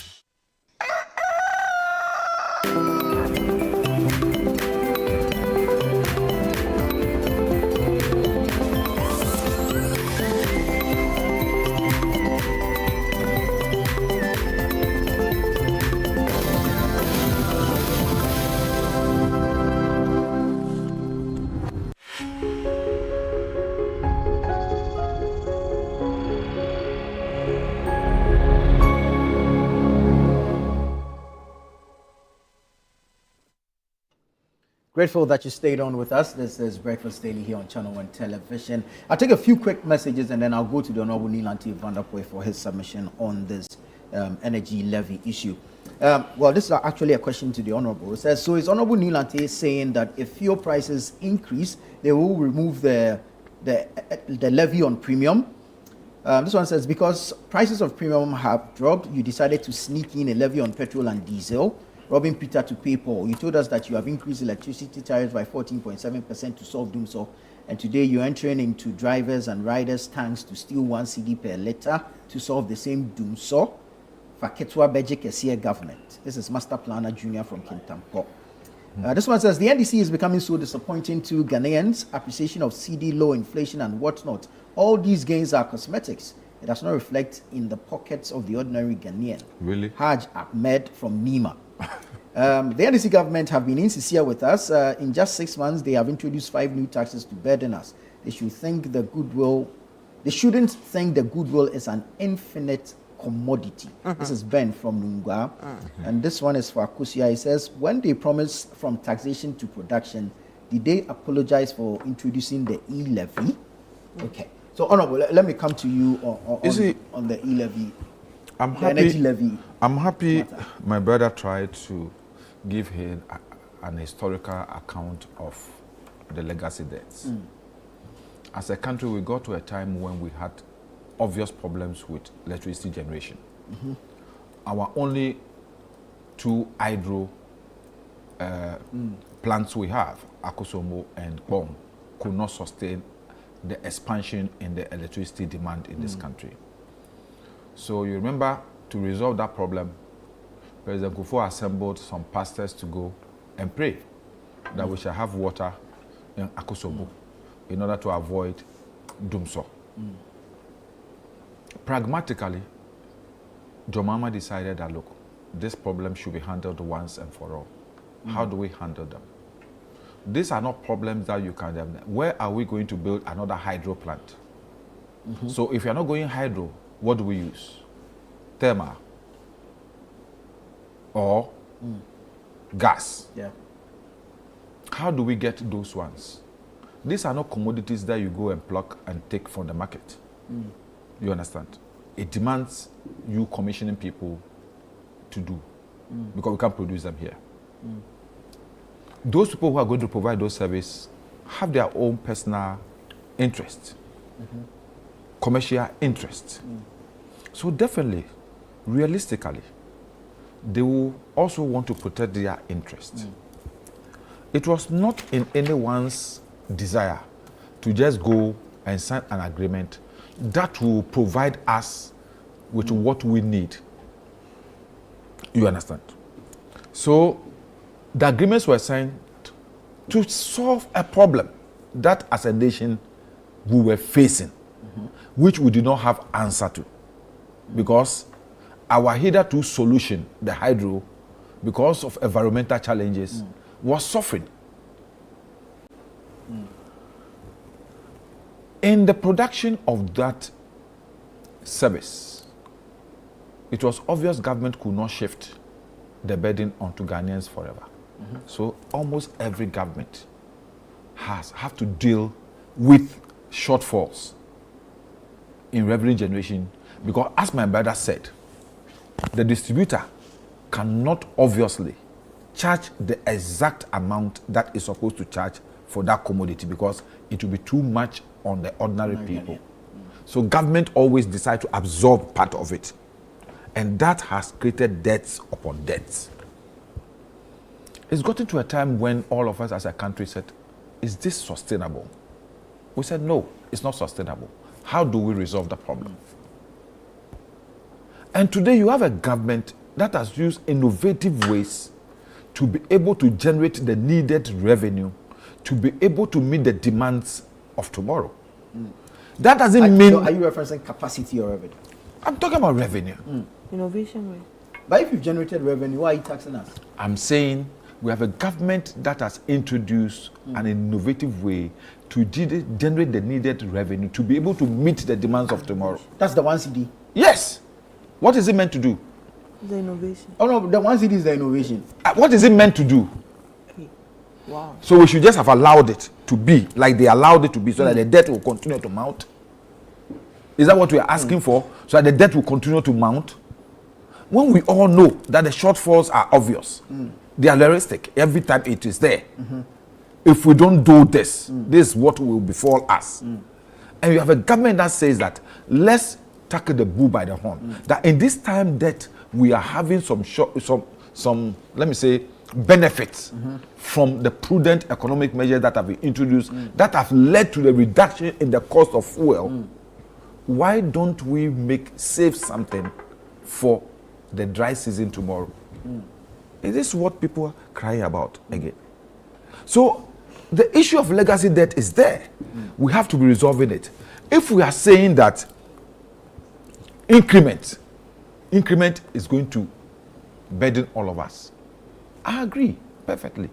Every Ghanaian knows that if the lights go off, all of us feel uncomfortable about it. And that's the reason why we have a government to say that we don't want to get to that level anymore. So that why don't we all of us contribute so that we'll be able to provide for ourselves so that tomorrow we can meet the difficulties and challenges that possibly could lead us to go into that uncomfortable situation. That's what we are talking about here. So no matter how you play around it, we are talking about a realistic situation, the obvious that all of us will have to face tomorrow. And we are saying we are not running away from it. We are telling Ghanaians that at this point in time, this is the opportune time for us to be able to contribute and sacrifice so that we can meet the demands of tomorrow. That is a simple... The realistic situation for the commercial transport operator is that they have reduced transport fares and you have turned around to put 1 CD on petroleum products. And the realistic situation is that he was buying petrol 16 cedis just months ago. Today he's buying it under 12 cedis. The trader is that you are asking him to reduce prices and you've turned around and put 1 CD on petrol, a basic component of their price builder. Because that trader is also now today enjoying the reduction in the prices of fuel.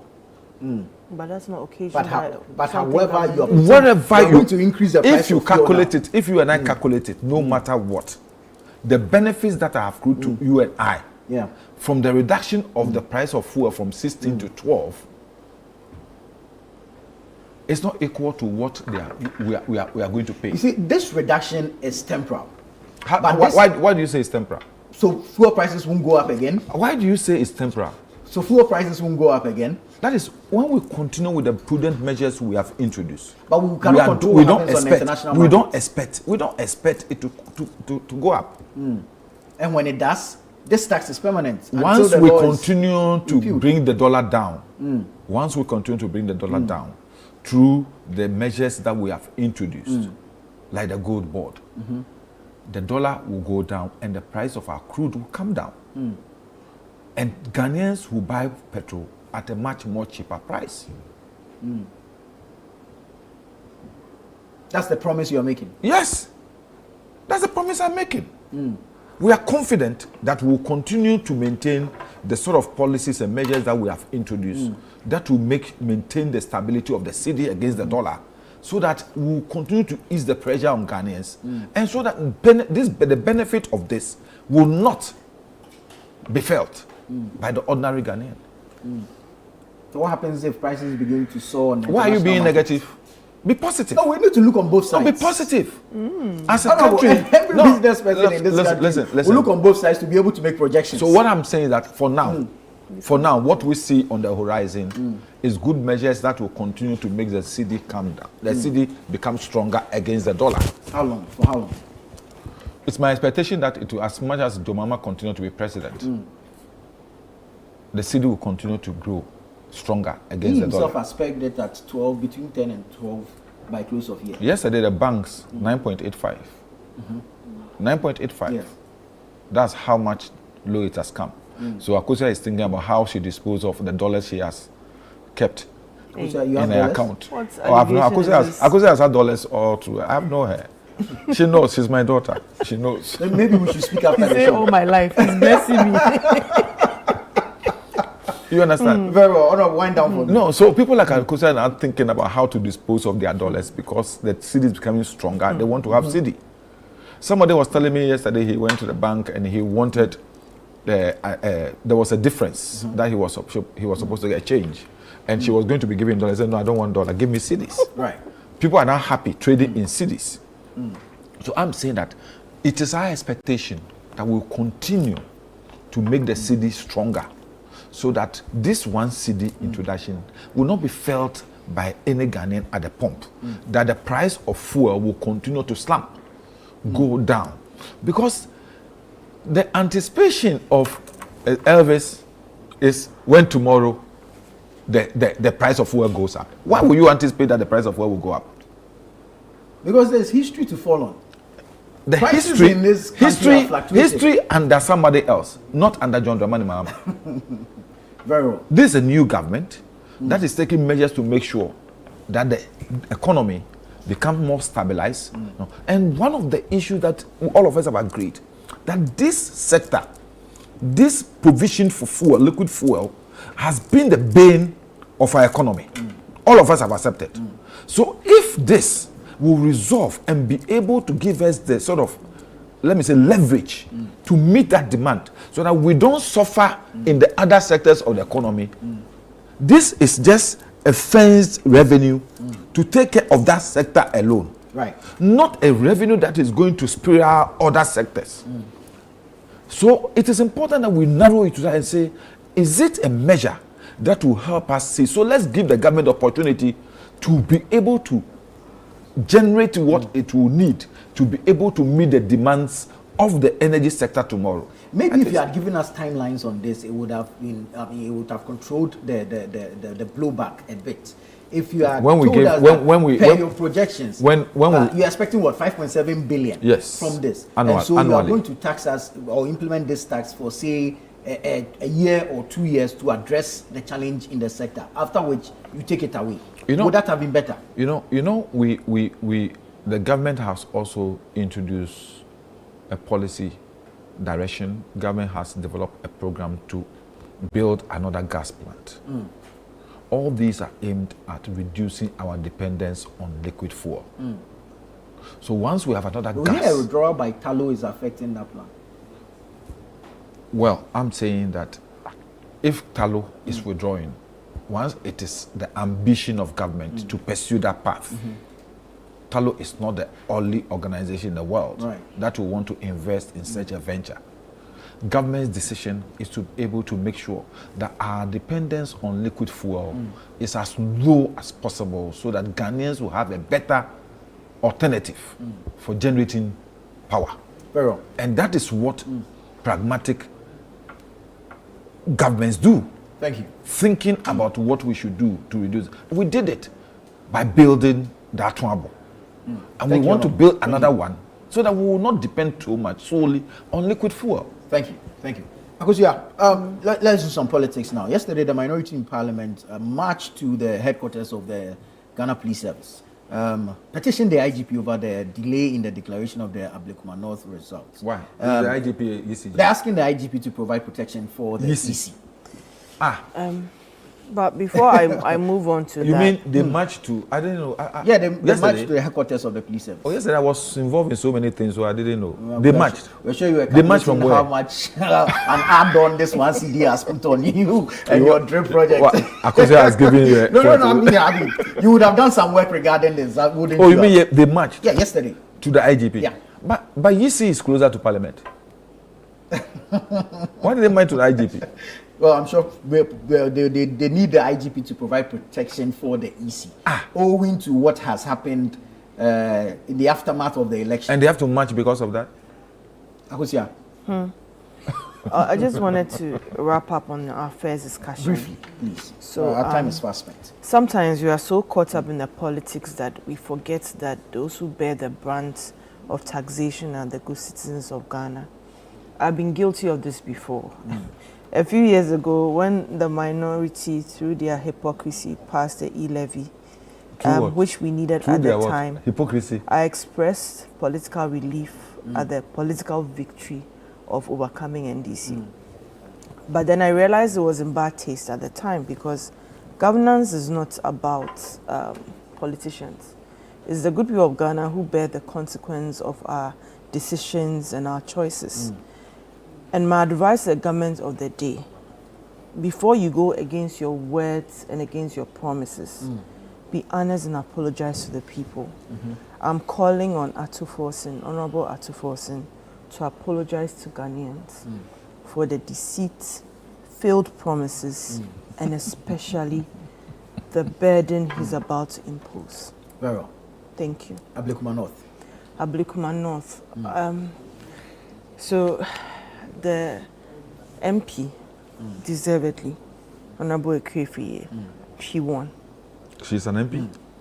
She is an MP. She wasn't an MP. She's not been declared winner. She wasn't an MP. On the face of it, she is. Really? It's important that the IGP be called on to provide protection. If you recall, even where the ballot boxes were kept, in the public school that the boxes were kept, it caught fire.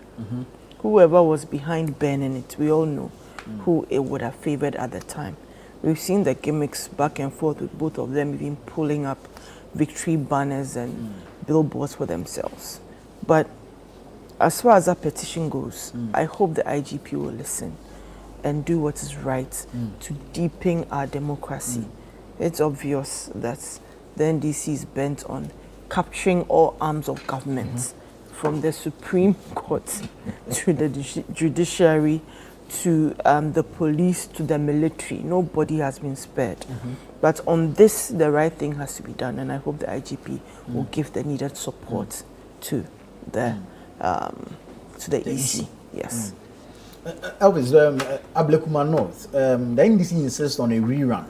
The MPP candidate insists she won the seat fair and squarely, and then she's not interested in a rerun. And now we've seen a minority MPs march to the IGP. Is this the way to go? Well, I must say the EC is a disappointment when it comes to that particular seat. Because obviously, so long as the pink sheets for the elections are available, I think the Electoral Commission should have been able to collate that result and declare it by now, long ago. I don't see why up to now this thing has not been declared.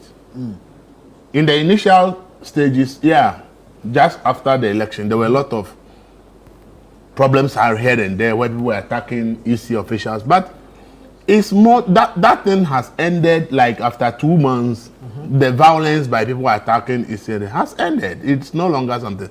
By now, it's very easy to do the right thing and collate that result. You see, we should stop this kind of inferior tactics that had happened in the past. We shouldn't let it happen. EC should stand its grounds and say, look, these are the pink sheets available. This is our result. Whoever is not satisfied, you go to the court and the court should validate or invalidate the result. But if EC is the reason why we are not having this, I think that it doesn't bode well for the reputation of the Electoral Commission. And I think that anything that has to be done must be done as quickly as possible to declare that seat, because a constituency cannot be denied their representatives for almost 6 months simply because there was violence. And as I say, I admit that just after the votes to January to February, there were this violence. But from March all the way to this time, I've not had this opportunity. Now, the security is now fully in charge, want to deal with anybody. Yeah. And that is it. And you see, we have to be, this country, I don't know. People engage in violence during the elections and after the elections. Police said they have arrested some number of people. They've gone to court. Bail has been granted. Up to now, there's no update on those cases. Why can't you prosecute those people to send as a signal to the world and everybody that if there's election you are engaged in violence, the law will swiftly deal with you. The court will publish timetables ahead of elections as to how swift they intend to deal with election-related matters. But then when the cases get there, now you see that it takes so much time for the court to deal with some of these things. See, there's one thing promising to do something, and it's a different thing doing it. Yeah. We can draft all the nice election guide, whatever. But if in reality we don't put them into practice, then I'm sorry to say that it's not the right thing to do. Electoral Commission has no excuse to tell us that as of today, they can't actually collate the results of one constituency and declare the results. There are 6 polling stations in contention. So go ahead. If you think that you don't have the document, you have to rerun there. You are the electoral authority. If you think that you as an authority don't have the basic record of an election, which we know is the pink sheet, if the electoral commission felt that he doesn't have it, come clear and say I don't have it. So I want to rerun the polling station. If you have it, count it and declare. And if somebody is not happy, the EC up to a lot of seats. What do you mean you don't have it? No. The one who ran the election. No. People attack the stations and bend the place. Is the electoral commission who say people should go and bend the place? Electoral commission should have its. No, the pink sheets, everything is at the polling station there. The school. No, if the place is bent down, how is this problem? If I store the EC store the thing in the school and people go to bend down the place, how should the issue be sued for it? Is the issue the one who has people to go and bend the place? But what measures did the EC take to protect? The EC does not produce security. You see, this is the problem we have with the Electoral Commission. People blame the Electoral Commission. Electoral Commission's mandate is clear. conduct the polls. Yes, and if they need security, they ask the security to provide security. If there's an issue of security, you don't blame the EC. You blame the security agency, because if it's not police, they said we are doing this. This is our mandate. Right. But as part of discharging our mandate, we need security protection. If the security fails to do the right thing, you blame the security. You don't blame the EC. Why are we blame the EC for a security failure? I don't understand what sometimes we do. Go ahead, make the declaration and leave the rest. Whatever the situation is, they should let Ghanaians know. That's all I'm saying is that if the burning down of the station bent down the primary records of the elections in those 6 polling, they should make the public right, because we stored these things here. And some people came to burn down the place, and therefore we can't find the primary record of elections. Right. We want to rerun. They should say it. But this quietness and this is not helping anybody. Thank you, Elvis. Honorable, the minority seems to be marching a lot of late. First to Yoko and now to see the IGP. This Ablekuma North, rerun or not? Well, I'm just seeing the video. I think the simple fact that some of them have developed bellies and they want to exercise in order to reduce the fat around their bellies. That's what I can say, because seriously speaking, I don't think this is necessary. Power is transient, eh? I don't think this is necessary. Your petition should go to the EC, not to the IGP. The IGP doesn't conduct elections. You understand? Yeah. And they should know. The IGP doesn't conduct elections. It's the EC that conducts elections. So why do you march to the police headquarters? To do what? It's the EC who would demand or request police protection in the exercise of its mandatory functions. You don't go to the police. You go to the police for the police to order the EC to do what? It's misplaced, priority. I think that they were ill-advised. What they should do, really, genuinely as a Ghanaian, my advice I will offer is that if they so think that the EC has reneged on its responsibility, they have a way of doing that. They could go to the court. They could go to the court. And through the court, ask the EC to do its function as demanded by the Constitution of Ghana. Or they could petition the EC itself. No. But like my brother is saying, this is simple. Look, I've been to elections several times. If the EC says it cannot find its own pink sheet, the parties have pink sheets. Pink sheets are given to all the political parties. You understand? So can't we use those pink sheets to collect the results and declare? In this case, would you need original pink sheets, because some are coming with scanned pink sheets? So the EC's regulations and its own rules can tell you in situations like this what we do. In situations like, do we permit scanned pink sheets? I say no. If no, what do we do? You understand? I remember in 2020, at my EC collation center, the EC said it could not find 6 pink sheets. I offered. I said, this is mine. This is what you gave me at those polling centers. So let the MPP also bring it. They brought this. The EC look at it. Within 30 minutes, they were able to find the 6. They did the reconciliation. It was the same. You understand? So I don't see any fuss about this. This is not something that we should break heads about. We are confident we won the seat. According to the pink sheets we have, our coalition, we have won the seat. The MPP says they have won. So bring your pink sheet. Let A also bring his pink sheet. And let's see who won. If those pink sheets cannot be provided, and the EC's primary source also is not available, then the obvious, like he says, if the EC takes the decision that tomorrow that we want to have a by-election, the EC will call the police, provide petitions, or we have election in those 6 polling stations. This is not. But you see, I'm surprised. Why? Why? Every saying that 6 months we cannot have an MP. Sal? Under MPP, don't you have Sal people denying them MP for 4 years? I knew Sal was going to come up somewhere. 4 years. Now, if you said 4 years. That was not a full constituency. Yeah. It's part of a constituency that especially didn't get the opportunity to vote. Please. The people of SAL did not have representation for 4 years. And I condemn that. For 4 years. I condemn it. So I'm saying this I'm not saying yes, we should continue to deny the people of Ablekuma North. Because I have family there. Right. Whatever happens at Ablekuma North will have an effect on me as a citizen of this country and as a Ghan living in Accra. Very well. You understand? So I will want them. This morning when I was coming, I've seen heaps of refuse and things at the Doko traffic light. I had to call the MCE to tell him. The same way if there was an MP, I will force the MP and say, look, can you put some this thing on your list? No. So it is important. It's for all of us. So I totally will accept any demand by any Ghanaian that the EC should give a finality to the issue of Ablekumanov. Right. But then for people to leave parliamentary duty and march to the police headquarters, it's absurd. When the police headquarters is not where the EC's office is. Very honorable. Thank you. It's absurd. Thank you. Thank you. And pure immaturity. Thank you. Unfortunately, this is all time will allow us this morning. Thank you, Honorable Nilante Vanderpoy, Elvis Dako, and Akosia Menu. I am Nanatufo Boateng. This has been the news review segment here on Breakfast Daily. Stay with us. The show continues after this.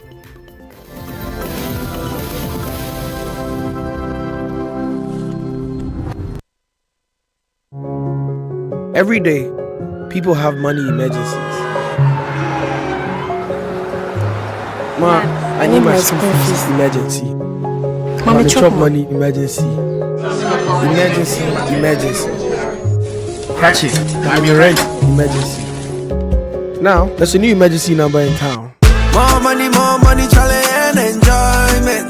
At the top life we got. Dial star 770 hash for all your money emergencies and chop life. Dial star 770 hash for money emergencies and get easy and quick access to your money, loans, and other banking needs. EcoBank, the Pan-African Bank.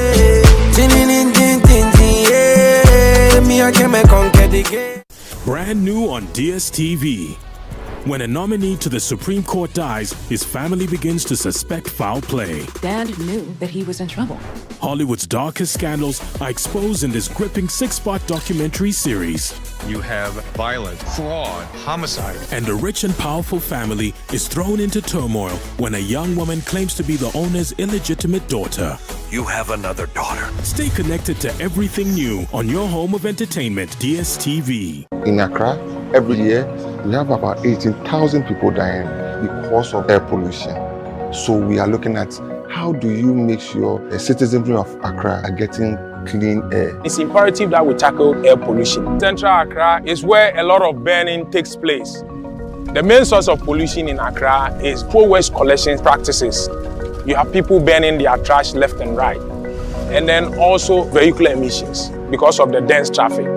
The goal of the Bridge Cities initiative in Accra is to influence air quality planning policy decisions. We are deploying air quality sensors in schools, in bus terminals, in residential areas and market centers to generate hyperlocal air quality data in Accra. Once we know locally what is happening, we are able to tailor-make decisions and plans and policies towards it. We believe at the end of the day, it's going to help us save a lot more lives.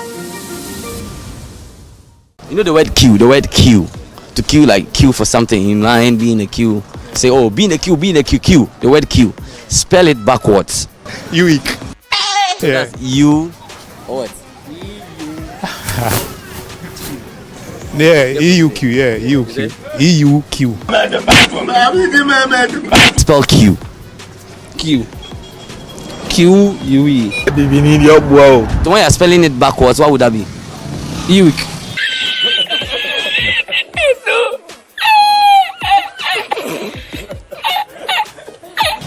Huh? Yuk. Yeah, Charlie. So much yuk.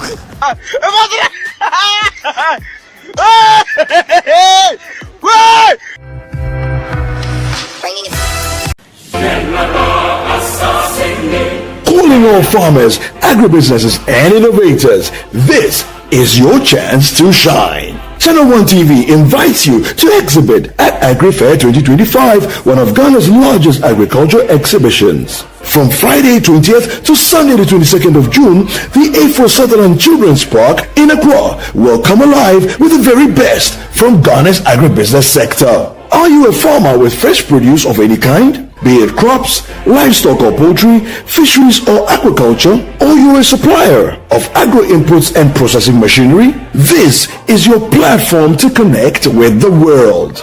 Agrifair 2025 is more than an exhibition. Showcase your fresh produce, share your expertise and experience, and grow your business. So, to all farmers with fresh produce, livestock or poultry, fisheries or aquaculture products, come, sell, network, and expand your business. Agrifair 2025, where culture meets innovation. Register now to secure your spot. Call us on 0205 973 973. Come one, come all. Enjoy the freshest farm produce at unbeatable prices. And treat yourself to sizzling kebabs made from beef, mutton, pork, chicken, and more. Great taste, great value. Don't miss out. The Agrifair 2025 is powered by Channel 1 TV with support from 97.3 City FM and is proudly sponsored by the Ghana Exim Bank, Legacy Crop Improvement Center, Development Bank Ghana, and Agri Impact Limited.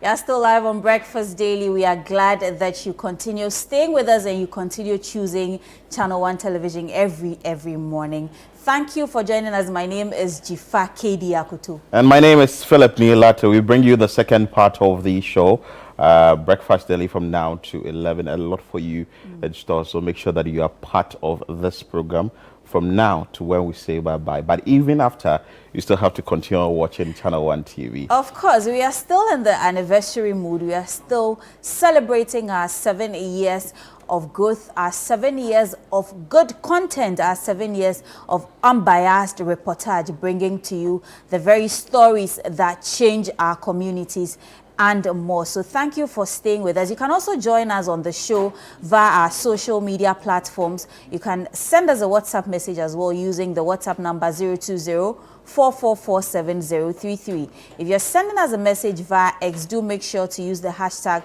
Breakfast Daily. Let's get interactive with you. Philip. And again, I'm sure you're preparing for the Agrifair 2025. Of course, yes. I am actually ready. I told you the other day that I've been ready since. I've been ready since I heard that, look, there was something going to happen like the Agrifair, because it's an opportunity for me to shop my home with fresh food produce directly from the farms, right from the source, you know, and as well as it's an avenue to create a business opportunity. Exactly. It's an avenue to start a new business. It's an avenue to network with people and to even find out where your farm produce is coming from.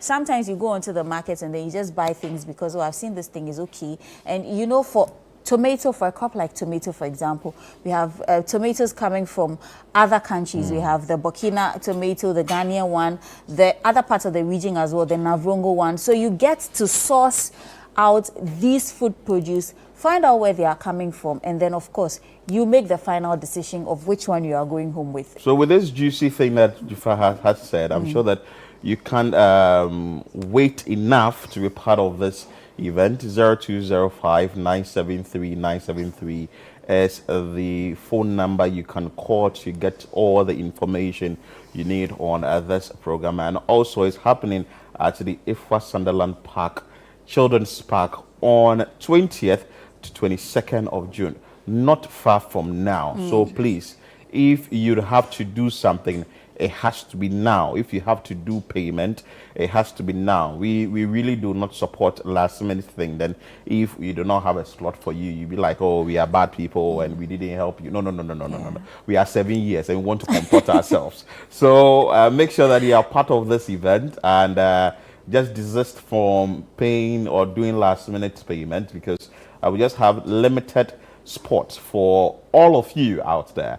It's just a point that you have to be in and also try and build a business for yourself in the farming space, because this is a generation we find ourselves now that at least if you are working somewhere, you can create a job elsewhere for yourself. Not long ago, you'll be going on retirement, something you are supposed to fall in on all that. So just try something small, but you need the knowledge on how best to do your farming. And this is the opportunity we are bringing you, Agriair 2025. It's the first of its kind, and we are ensuring that we give you 3 good days of this exercise, Friday, Saturday, Sunday. Yes, Philip, just to add to this, you know, sometime back, I think sometime last year, there was news on the social media as well as the internet that farm produce or some produce were scarce. Now, if you're a farmer and you have a lot of stock that you don't know what to do with, especially perishable goods, this is your opportunity. It's a whole 3-day affair. So imagine harvesting a truck full of avocado, and you have to look for buyers before you're able to distribute the truck full. This is an opportunity. Look, just bring the truck. Call us on 0205-973-973. Let's take you through what you have to do to be a part or to be an exhibitor on the Agriair. Just bring the truck for the 3. I'm not even sure that you would finish, your worst would even last till the 3 days. You would even be wanting for more goods to sell at the Agriair. But if you're also a patron who wants to come, remember that it is free entry. All you have to do is just bring your baskets, your cars, and come and shop as much produce as you can. And if you're an exhibitor or a potential one who's called to register your name and you haven't made payment, the date is not too far away. We are inching closer to the days of the Agriair. So do make sure that you call the same number, 0205-973-973, and do the needful. Because you know that here at Channel 1 TV and City FM, when we exhibit or when we break homes for an event and we say we are sold out, we really, really mean we are sold out, and there's nothing we can do about it if you miss the opportunity to be a part of the Agriair 2025. So make sure that you are part of it and you pay as we are all preparing for 20th, 21st, and 22nd of June 2025. But this month is the City Business Festival month, and we are bringing you everything you need to know about business, how to manage your finances, how to boost your business, how to be part of the current trends when it comes to business.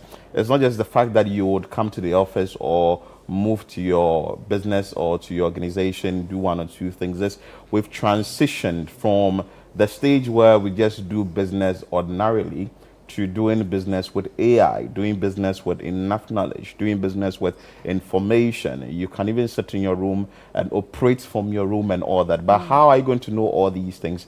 You have to be part of the City Business Festival, which is this month. It's already started. It's going to end on the 30th of June 2025. So we bring you on-air series. We bring you other activities within this month. Make sure that you are part of this month. Today, we'll be having a conversation on what you can see on the screen there, understanding real estate. And a lot of people would want to enter into that sector, but you need to understand what it takes to be in the real estate sector.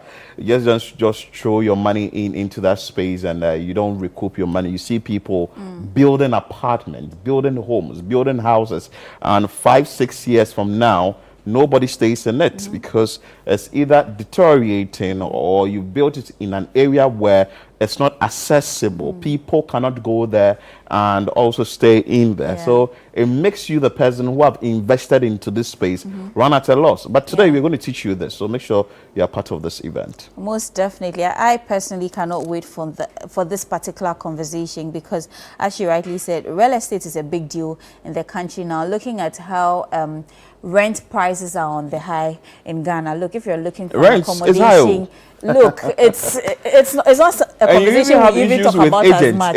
Look, this matter anyway. So if you are somebody who wants to go into the real estate business, this is your chance or this is your opportunity. And you know the bad part, you pay agents. You pay landlords. It's between the landlord and you, the agent, and you, the tenant. You are in between. Yes. So it's like the two people are milking you. Ripping you off. Oh. So join this conversation at the front door. So join this conversation this morning at 10 a.m. to find out all the nitty-gritties that you need to know. If I were you, I'll be sitting behind my television right now or locked up on radio right now just to find out what I need to do if I want to go into the real estate industry, because look, it's a big deal. There's money in that industry if you take the right if you make the right choices or do what you have to do, put up a good plan, and then you see that your future in the industry will grow from grace to grace. Anyway, there's a lot trending on social media. You guys have been talking, so we need to bring the conversation to you. Again, you can join us via our socials at Channel 1 TVGH. Use the hashtag Breakfast Daily if you're sending a message via X, or send us a WhatsApp on 020-444-7033. 020-444-7033. Philip, what's trending? What are we starting with? A lot are trending, but let's start with Sam George. Sam George has been in the news a lot It's just lately. becoming interesting that in recent times, people are asking that the prices for data should be reduced, and also we should get better network connectivity, like yesterday, the conversation we had, and also Dr. Rashid Tanko coming into the pictures. This is something that, a conversation that is between Tree in Tech and Sam George. So Tree in Tech came out to say that you keep on talking about previous administration about after 6 months in power, even though during the last 8 years, all your posts show that you know exactly what is going on. I don't remember your boss, President John Dramani Mahama, blaming anyone now. All he is doing is fixing. At this point, if you can't do this work, just announce it already. And Sam George came out to respond Tree in Tech, stating that keep chasing clouds. I'm dealing and responding to persons who understand what they are talking about in the industry. By the way, have you been paying your taxes on all the gadgets you've been importing into the country? Or you are evading taxes by sitting in the US and selling in Ghana? Patriotism goes beyond chasing clouds to actually contributing your quota. Let's have conversation about Ghana when you start being a law-abiding citizen and paying the relevant taxes on the items you sell in Ghana. In the meantime, grab a front row seat and watch me deliver my mandate. Cheers. That is Sam George's response to Tree in Tech. But it's been trending on TikTok. There's been this back and forth for some time that Sam George push and get data bundles reduced. Tech and Tree get the prices reduced and also work on the network connectivity and all that. But I think recently he had a meeting with the telcos, asking them to do something about it. They should fix their connectivities, as well as they should fix the internet charges or the prices. They should adjust the prices by December this year, else they should be ready to pay a fine. And again, Sam George has been trending for a while now, ever since he assumed office, because in the previous administration, he was one minister who was always on the case of the communications, the past communications minister. So now that he has assumed the same office by, I don't know whether to say fortunately or unfortunately for him. You should know the problem. Yes. And you should get it solved. It looks like people are on his case a lot to solve the very problems that he was complaining about. So that's why Sam George is trending. John Mahama actually stated that President John Dramani Mahama has stated that we put you in Air Force in the office because we would have to solve the problems and not just curating the problems or coming out to complain. There is a tweet on this from Edu says that day Sam George and the NDC food soldiers insulted and disrespected this woman. That is a picture of Esla Owusu, former communications minister. A communications minister is threatening a citizen for posting out his own words during the opposition. Thank you, Esla. You did your best at the least. You didn't insult as well. That's a comment coming on Twitter. There are some comments coming from GRA as well. Yes, Philip, you mentioned that Sam George came at Tech Tekinchi about he evading taxes on the gadgets he imports. So GRA came to clarify that case, and then this is a tweet from the Ghana Revenue Authority's Twitter page that says, "We are not privy to what Tekinchi is commenting on, so we cannot say if that is SVPD or not. However, when you make a purchase online, you pay VAT on it. The business also has their taxes they pay to GRA because they are doing business in Ghana." In this case, they go on to say that in this case, Tekinchi is not evading taxes. He is not a resident in Ghana, so he pays his taxes in the country he's resident in. Ghanaians who make purchases from him shall pay their relevant duties and taxes when receiving the item at the port of entry. So that's the response. That's a response from GRA to Sam George, who is I think personally, minister. I'll take a personal stance on this, right? Honorable Sam George, we all know you, Jata. Please just go off Twitter. Or This go is your off advice X. to him? This is my advice to him. So you do the work subtly or underground. When Ghanaians see the changes, they will come out and talk themselves. This is not the time for you to be responding, because the more you respond to these things, the more you get people digging and saying all sort of things. So just make sure that you get a bundle reduced or the data reduced, the prices reduced, and also try and get us better network connectivity. At the end of the day, we will praise you because you were the ranking member on communications in Parliament then, and you are now the communications minister. If there are things you need to do, try and do them, and don't really be listening to what they are saying on social media. But have you heard of levy? I was coming to that. So the energy sector levy is also trending, has been on the trend since yesterday. So Parliament has approved a 1 Ghana cedi increase per litre on petroleum and diesel under the Energy Sector Levy Amendment Bill 2025. And social media has gone ablaze. Everybody's complaining. Now, people are saying that when NDC, prior to election 2024, December 2024, they were complaining about scrapping some taxes and going to run the country with no taxes, or they were not going to implement any more taxes on Ghanaians. And now, a couple of months down the line, 6 months actually in office, and we are seeing new taxes surface. Now people are saying you've scrapped one e-levy and reintroduced another e-levy, because the energy sector also starts with an E.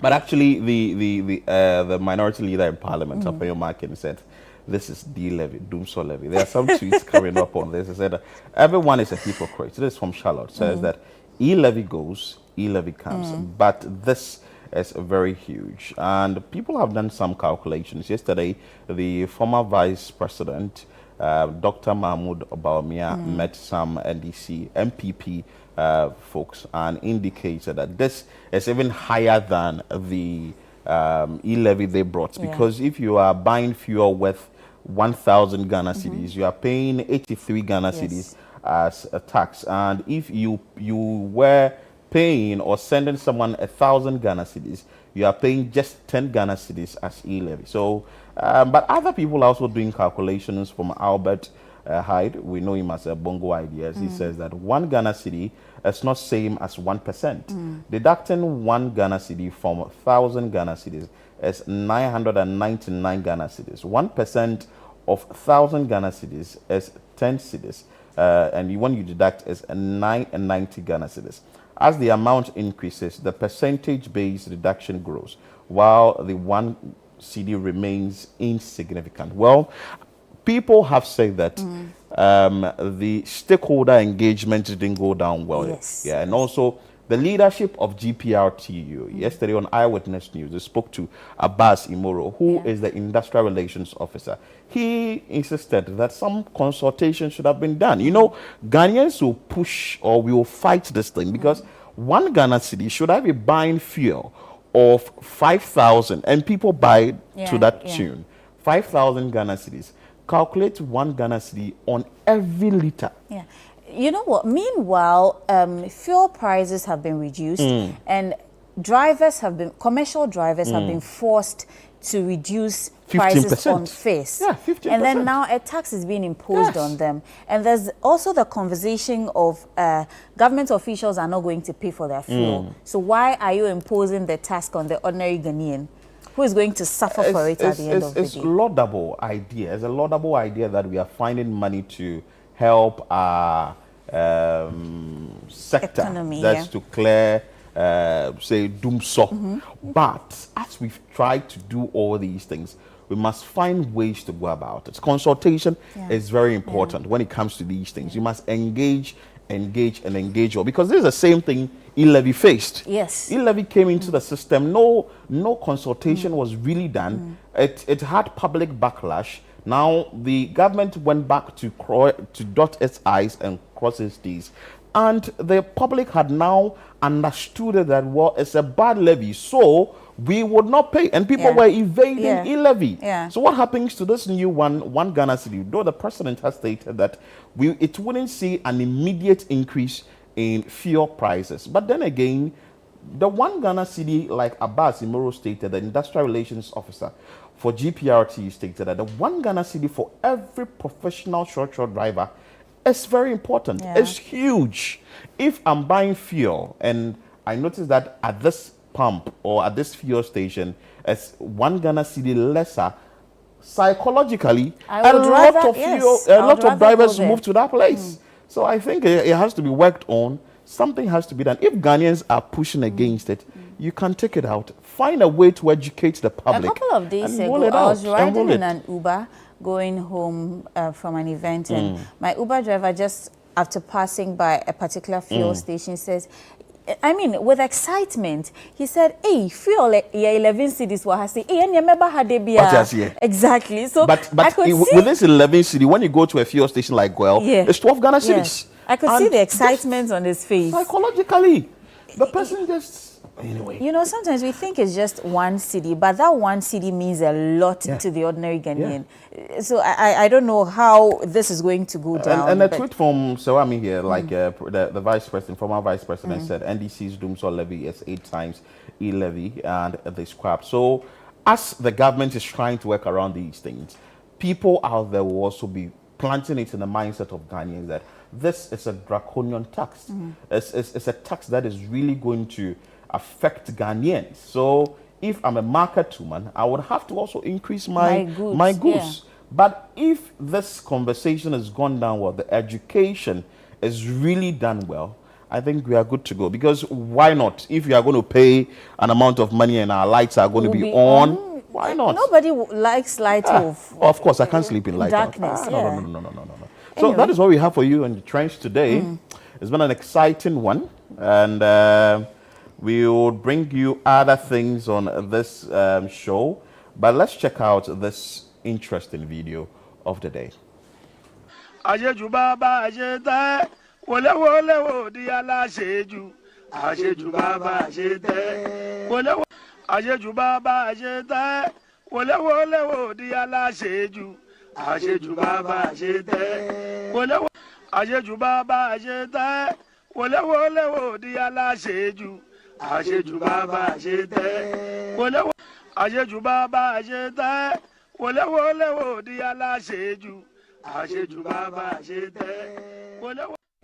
So we can't tell whether this is in Ghana or it's in another country, but certainly it's in an African country. Philip, people are very brave. Magicians. I don't know how people have a lot of confidence in doing these things. How can you be driving a truck fully loaded, almost falling, and you are inside? And you're not scared.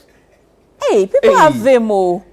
You see, this is the reason why I will not drive by the trucks that have containers on, and also trucks that have loads on them and all that, because it's not even safe or advisable, because most of them are very, very negligent. And they drive anyhow, recklessly, and they can without considering other road users. Can do any wrong turn, and the next person close to that vehicle goes. So that's what you can see on your screen. we actually can't tell whether it's in Ghana or not, but we certainly, with the kind of road, this may look funny, but it is not yeah. funny. This is a serious situation. It's in Africa, yes. So, talking about roads and talking about how what we are seeing on road network and all that is just bizarre when it comes to these things. Let's take you to a community in the Ashanti region, which is Antwa.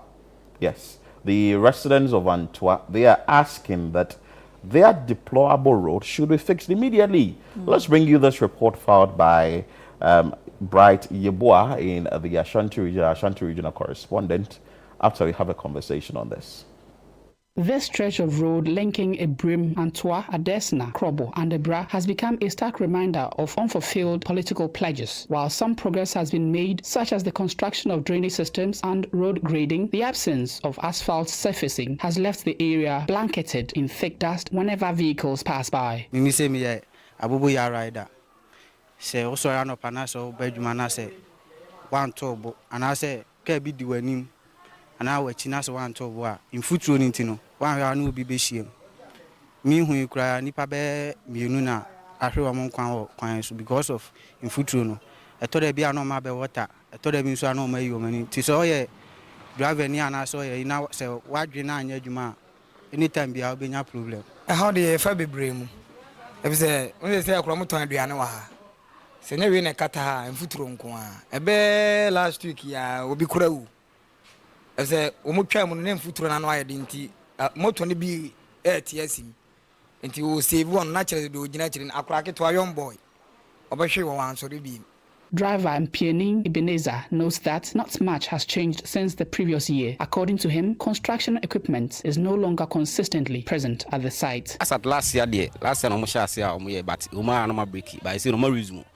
But first in the year, na machines no a good equation. So far, machines in more than every so one base machines in the co. Amaka Bakum, you be Uma and Bakubiaba. Sana so far, the Aquacudu.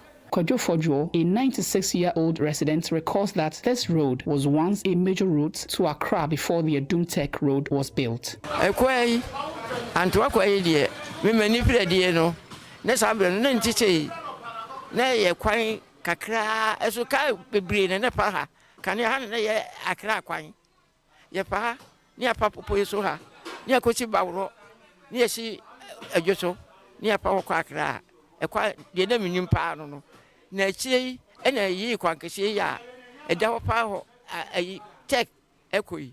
In an April 9, 2025 interview on Channel 1 News' Breakfast Daily, Onyene Champion Kwesi Jemfi, Member of Parliament for Kwabri East, criticized successive administrations for neglecting the pressing road infrastructure needs of the constituency. I know that Kwabri East has suffered from poor roads for a number of years, And, MP after MP, MC after MC, various individuals from various sectors or various places have, from all walks of life, have been, contributing and telling the government that Kwabri East needs roads. And I'll take this opportunity to reiterate the call to government that, Kwabri East is about 1/3 people. 2021 census, we are around 296,000. Even if you are given a 2% average growth rate per year, we are getting to 1/3 It's huge. Voters here, 146,000 voters. It's the biggest constituency in terms of numbers in the Ashanti region. So that was a report filed by our colleague in the Ashanti region, Bright, who brought us this report with the state of roads in Antwa in the Ashanti region. Meanwhile, we have the MP for Kwabri East. He's in the person of Onyina Champon Akwesi Jemfi joining us on the line to give us more insight on this situation. Hello, Honorable. Good morning. Hi, good morning. Thank you so much for making time to join us on the show. How are you doing, by the way? I'm doing well. How are you guys? Well, we are fine until this very road issue in your constituency. What do you have to say about that? Well, I heard you were talking about the Antwa road, which stretches from Ibrim through Antwa to Ebra. And that road, I think that road is one of the major roads, which is why it's called the Antwa road, because it was first laid by an Antoa chief from Antoa to Otumfo to Menchia. And so it has become one of the major roads. And if you look at that road, it also connects a lot of roads. It connects from both Brofedi Junction area through to Abuaso. It can go through to Mamponting. You can also connect from that road and dodge all the traffic to Intonso and towards even Mampon area. And it also leads to Bonray as well. So it has become a very important road even in the Ashanti region for Kwabri East as well. All right, so, let me ask. Let me ask, has this road ever been constructed and then it went into a deplorable state, or this is how the road has been? And if this is how it has been, how long has this been for? Years back. I hail from that area, so as far as I can remember, there was a tarred road there, but this is like more than 40 years ago. And so it has become very, very deplorable. I mean, you can't, if you don't know the history of the road, you wouldn't even think that it has been constructed before. But now you don't see any trace of a tar road there. It's just basically red sand. And so as far as I can remember, this road has been very bad. I mean, work has been ongoing through Kofi Job constructions, and it's better at the moment because it's been all the gutters, most of the gutters have been laid. I can say about 90% of the gutters and the bridges have been done, and they leveled it a bit, but because of the rains, it's deteriorating now. But it was better, it was motorable, better than before. But because we are nearing the raining season at the moment, if we don't take care and if they don't go back to finish the road, it will become worse. And which is why we are very, very much particular about this road. It's important that Kofi Job gets onto it. I know some of the contractors have not been paid. Just to the end of the tenure of the MPP, some contractors were paid, and Kofi Job, who is on that road, was also in charge of the Asnomasu road. As we speak, that road has been tarred and it's very well done. So I was expecting that he will also, finish this road, but it's not been done. It's not been done. So my checks reveal that it's just the financial issue. Okay. It's just financial issue, and they are saying they've not been paid since the inception of this government, and we are pleading with the government to continue to release the funds so that the contractors will be paid, and then the work will resume. Now, I like the fact that you mentioned that we are in the raining season, and then the rains will even make the road more deplorable. From times past, we've seen issues like these where road construction starts and then the project comes to a halt. And for some reason, it takes so much time before the construction goes back or the contractors go back onto site. And it looks like when they resume the project, all the work done before comes to a waste because the road has become even more deplorable and money is spent to fix all of the issues that were attended to early on. And it looks like this is the case of this particular road. What are we going to do, or what are you doing to make sure that contractors come back onto the road as soon as possible? Because we can't put the people of Antoa and its environment in this situation. They are dealing with a lot of dust, which will contribute to other health implications in the long run. Yes, that is it. It's a very worrying situation that you just identified. And it has bedeviled Kwabri East for a while, only that just recently they are able to complete. Because most of the time, like you're saying, they leave the road and then funds go into it, and by the time all the funds are released, they cannot complete the road, and so the contractors leave it. And that is bedeviled Kwabri East for a while. So what I'm doing currently, so in the first session of the 9th Parliament, I asked a few questions on this road. The Minister for Roads gave me the assurance that it will be done. As we speak, some of them have been tarred, and so that is what is giving me the hope that this one too will be done. Besides that, I've been in talks. I've gone to the offices. I'm holding meetings with the contractors, and for me to know their challenges, so that I can also do what I have to do to ensure they are paid. That's why I identified that the only reason why they have not finished is because of financial constraints. Wow. And so once the government have started releasing some statutory payments, we are confident that once he starts paying contractors, because I know some of the common fund and stuff have been released, and once he starts paying contractors, then some of these contractors will be paid, and we are sure Kofi Job can finish his work. We had a similar situation with Asinomaso. We gave him all the pressure, and then through to his words, he was able to finish. As we speak, we have the Antwerp Road and the Broford Junction to Wadi Jomakasi Road, and then as well as the Wono Road. These are the roads left, but some of these roads that were not done are being done as we speak, are being tarred as we speak.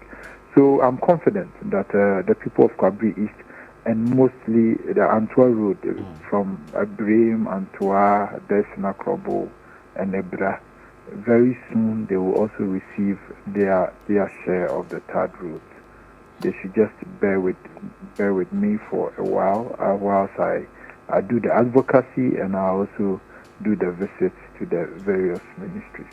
Mr. Jemfi, when you were having an earlier communication or conversation with my colleague here, you made mention of the fact that the current administration hasn't paid the contractors yet. That the halting or the project or construction on the work, did it stall, or when did it stall? Let me ask you this question. I can say it has stopped for about a month to 2 months now. So even during before the Akufo-Addo administration left office, they made some significant payments.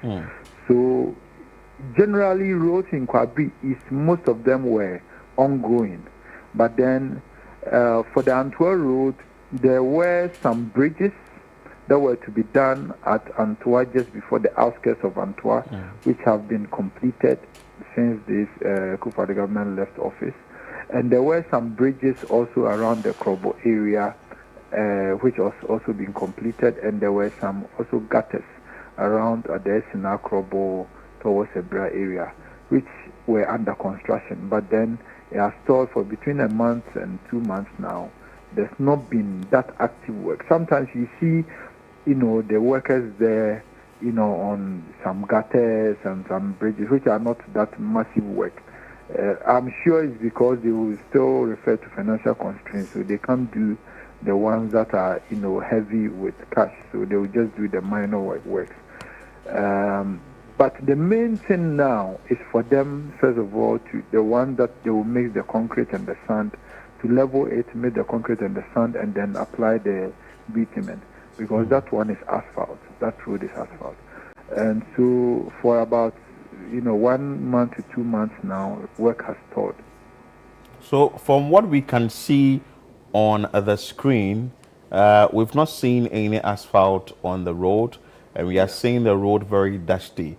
For how long, maybe from your conversation with the contractors, for how long have they been on this road? Until it was stalled? Started, we're in 2025, right? Somewhere in 2023, November or October.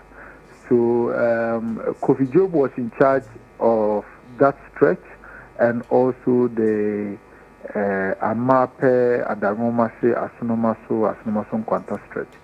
So he has finished that bit, the latter one. He's finished that, and he was also doing the Bone Ray one. He's finished the Bone Ray, so he's left with that one. So so since October 2023, that he actually came to site and started working on that road.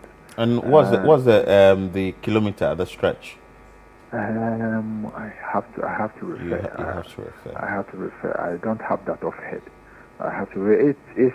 I mean, from a Brim to a Bra will be about barely 10 kilometers. It's not that far. It's not that far. Wow. So it tells us that urgent work needs to be done. But from what the roads minister has told you, have you done any follow-up, or as you just filed it on the floor of Parliament, he gave you his assurance and that was it? No, I have. I have done follow-up. You know, after Parliament, you definitely approach, and then whenever he's there, he assures me that, you know, as we say, it's just financial. Everything else. So Kofi Job is someone I say when he gets money, I trust that the quality of his work will be done. So it's just for me to follow up. Anytime I meet him on the floor, I remind him, and he tells me that they are here to release funds. Once they pay Kofi Job, then the honors will now move from them to Kofi Job for me to also push him to finish up. Because I know he has a lot of contracts that he's doing, and once you don't follow up on yours, then you are left behind. So I've been doing the needful, what I have to do, raising it on the floor of Parliament, following up with the minister. I've been doing that. It's just that once I need to wait for all the statutory funds or all the contractors to be paid, then I can follow up with the work. But we wouldn't want to be biased to your constituents. Now that we have you talking to us, maybe are there other roads in your constituency that is getting the attention you demand, or there are roads that you would want to share with us as to whatever you are doing and how deplorable these roads are? Yes. So first of all, let me tackle the ones that have not been done, which is Bofodi Junction. So Chinese Railway Corporation Company, where they were in charge of Mampontein through Dumanafo Road to Ahojo, and they were doing Abuaso through Wadi Jumakase to Bofodi Junction. They were also responsible for Medoma Abbas Junction to Marseille. So as we speak, they have done the first code for Medoma Abbas Junction. They have done it for Mampontein to Ahojo, and they have done half of Abuaso to Brofudi Junction. So we are left with the other half. And so that's the. And then we have the Ono Road, the Almighty from Krobo Junction through Ono to Asanoma. So that is also very deplorable.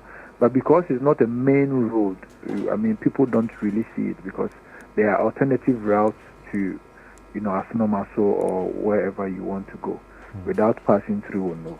But it's a very important road, seeing that, one of our stalwarts in politics, Sir John, comes from Ono, and my own father hails from Ono as well. So that's stretch. And then this Antwerp road that we are talking about. Apart from that, all the major roads in Kwabri East have now seen some form of tarring. So either it's a first coat or is a final bitumen that has been applied.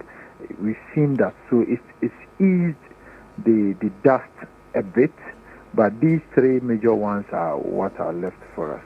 Aside, all the town roads, for example, you go to Asenuya, you have some town roads there. That one is not a major road, but it also needs tarring. But usually the secondary cities project is what the assembly uses to complete these town roads. But for the main roads, majorly we have three that are still pending. Okay, Honorable, I think talking about the nature of the roads and economic activities, are these not affecting economic activities in any way in these constituencies, or is it that the constituents have become so used to it that they don't really care about how it's affecting their economic activities? In the communities.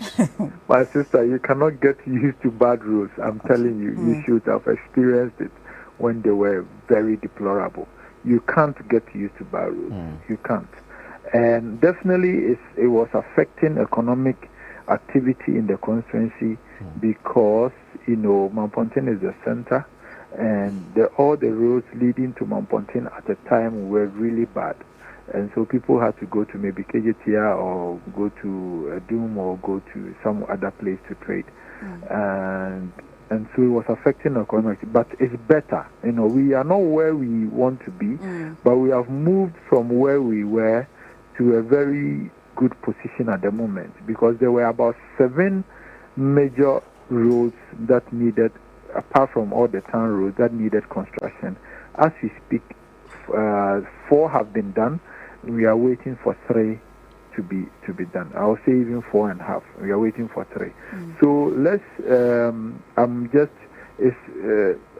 For me, from my perspective as an MPP MP, I would say it was quite unfortunate that my government left power, because I would have had a better opportunity, better voice in an MPP administration than I'm having now. But notwithstanding, I'm still pushing, as I've indicated earlier, to ensure. So economic activity has been affected generally, but it's getting better, because most of them have been fixed now, as I mentioned to you earlier on. You just mentioned that it's rather unfortunate that your party is not in power, but your party just left power last year or last December, and they were in power for 8 years. Yes. So how could it... It's also unfortunate that my party was in power for 8 years and Kwabri East roads were not completely done. So I can't hold brief, totally for my party. That even though I would say that we moved from 7 major roads to now 4 done, or 4.5 done, but we could have done all. That's what my constituents were rooting for, were wishing for, because Kwabri East gives the MPP the highest votes in the whole Ghana, and has done so for 3 consecutive elections, 2016, 2020, and 2024. So, yes, of course, we were right to demand our fair share of the national cake, even though everyone was demanding their share as well. But we were thinking that because it's vast, and we're giving these huge votes, we could have had all our roads start. I'm not saying they didn't do, they did what they could, but we were looking for more. So, yeah. Right, Honorable, for your constituents who are watching you this morning, what do you have to tell them? You said a lot as to how you are in talks with the roads minister to get these roads in your constituencies solved. But what do you have to say to your constituents who are watching you this morning? Maybe a little word of assurance. Yes, first of all, to thank them for giving me the opportunity to serve them, and also assure them that of my work, they know my work ethic already. I'll do it honest work. I assure them that I'm doing all the follow-up in the markets, the astroturfs, the roads. I'm also doing the advocacy on the floor of Parliament to bring our problems and our issues to light, so that the government can take note and act upon it. And also I'm pushing for us to get our share of the national cake.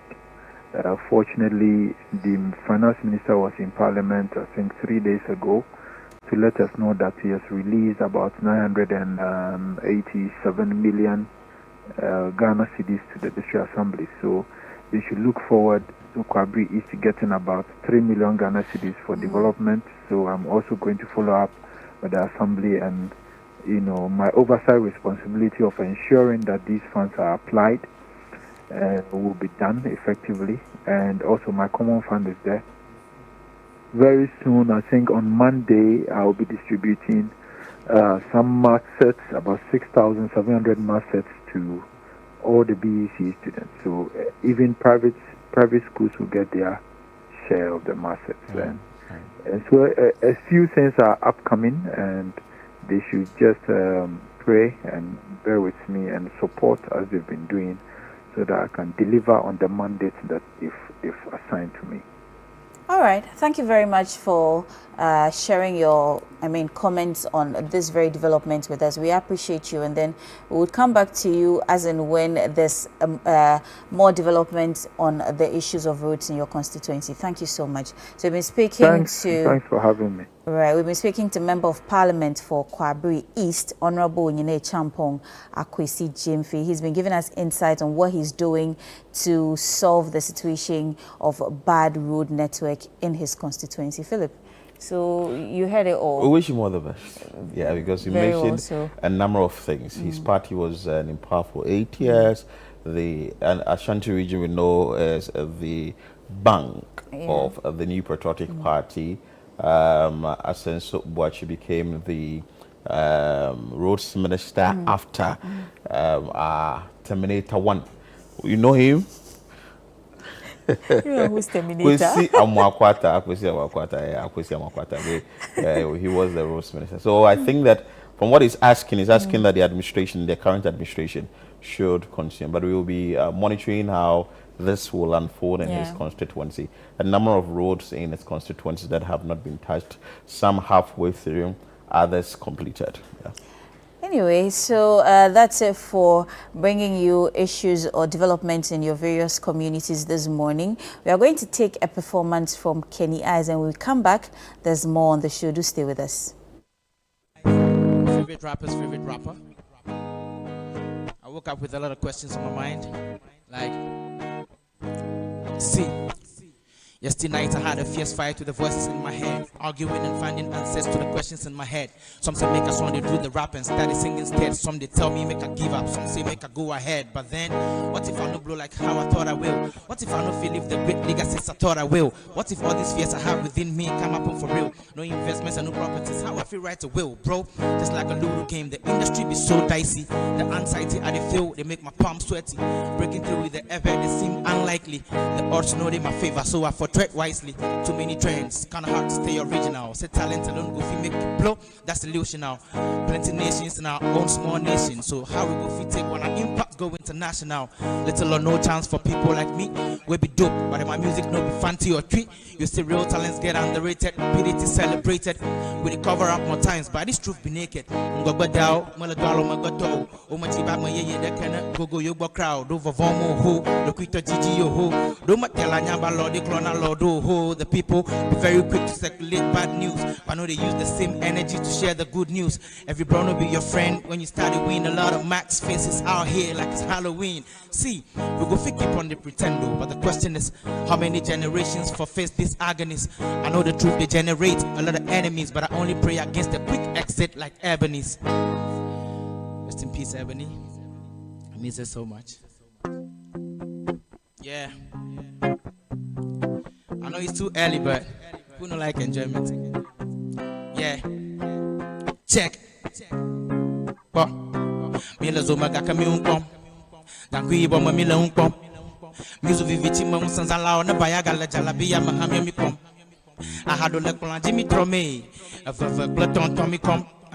The Mila Mumua may DJ Lapua, Coca, trust what Timmy Folomber, Dademaga, Dadango. Dadengo, Nayakpa, Wakavakpa, Nayakpa, Wavakpa, Dadengo, Nayakpa, Wakavakpa, Nayakpa, Wavakpa, a phone no trum, over, Gankio nano bam, pop, a son no trum, Maba, Gankio nano bam.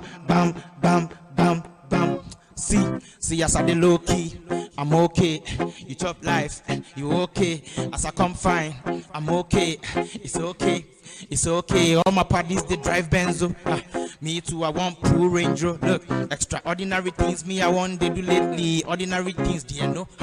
Available for enjoyment only.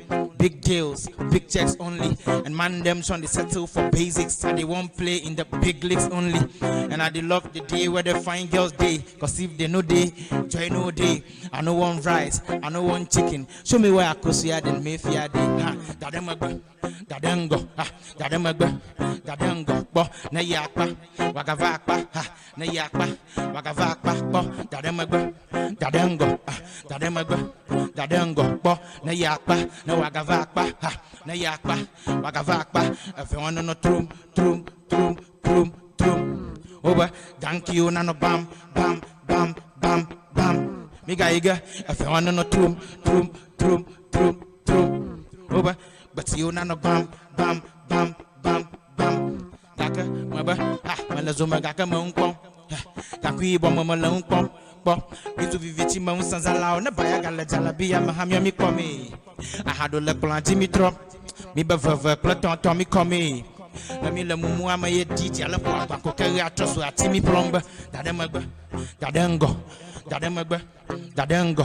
na yakpa na wagavakpa na yakpa avakpa po dadango po na yakpa na wagavakpa na yakpa avakpa afwana no trum but you na no bam hey. I say on no trum, but you no bam. Charlie, me they won't get this money, then I live this good life so before I come. But I know they won't be a mechanic, and they won't make a ball with the top teme. I no go fly if you no be first class, no go drive if you no be S class. I go throw a couple G's, put some VVS on my wrist and neck, no be glass. Available for enjoyment only, big deals, big checks only. And man them trying to settle for basics, and they won't play in the big leagues only.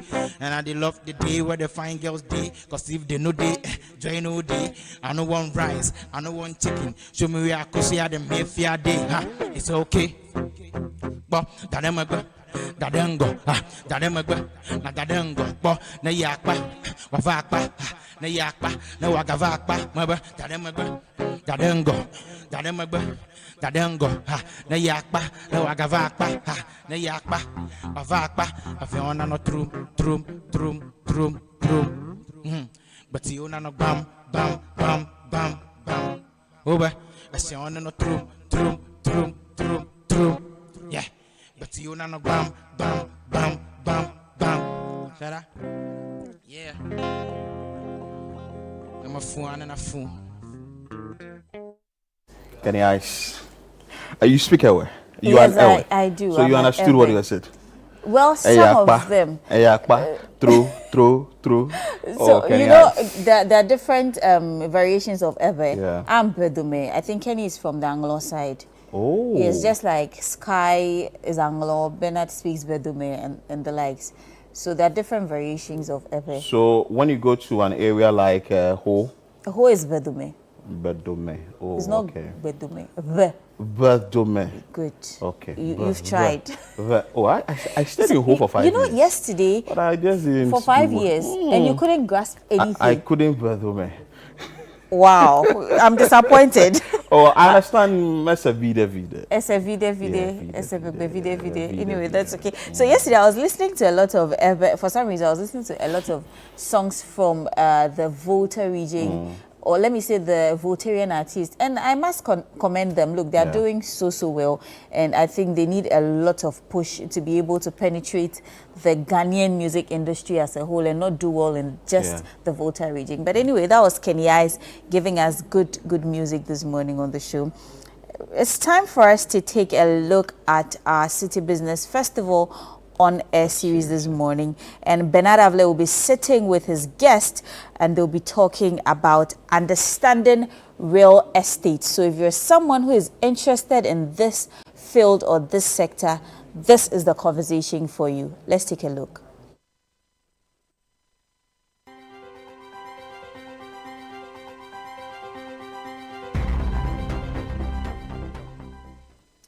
Welcome to the City Business Festival on air series here on Channel 1 Television and on 97.3 City FM. My name is Bernard Avle. Today, we're answering the question understanding real estate as an investment option. What are the issues?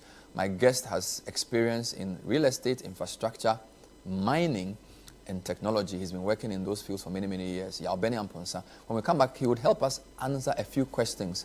Is a house an asset or a liability? What are the factors to consider if you want to invest in real estate? And how is the market behaving in these very interesting days for the Ghana city? All of that and more when we come back. Stay with us.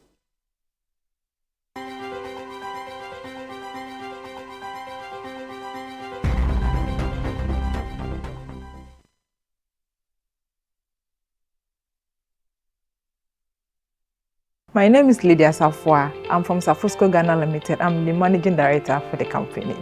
I'll commend MasterCard Foundation and Absa Bank for the 10% loan for women-led businesses and agri-businesses, because this facility came in at the right time for Safusco. The facility helped us to get machinery for our detergent powder and other raw materials to help us come out with 3 products: the detergent powder, the African black soap, and the bleach. We're able to employ 15 youth in addition to our working force, and this has really helped boost our productivity and revenue as well.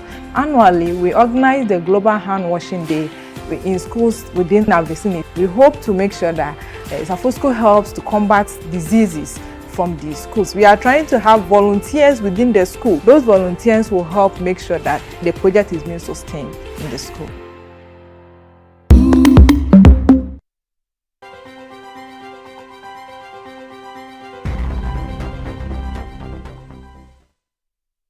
Welcome back. So don't forget that the on-air series for the City Business Festival is brought to you by Absa Bank, MTN Ghana, and Zonda Technology.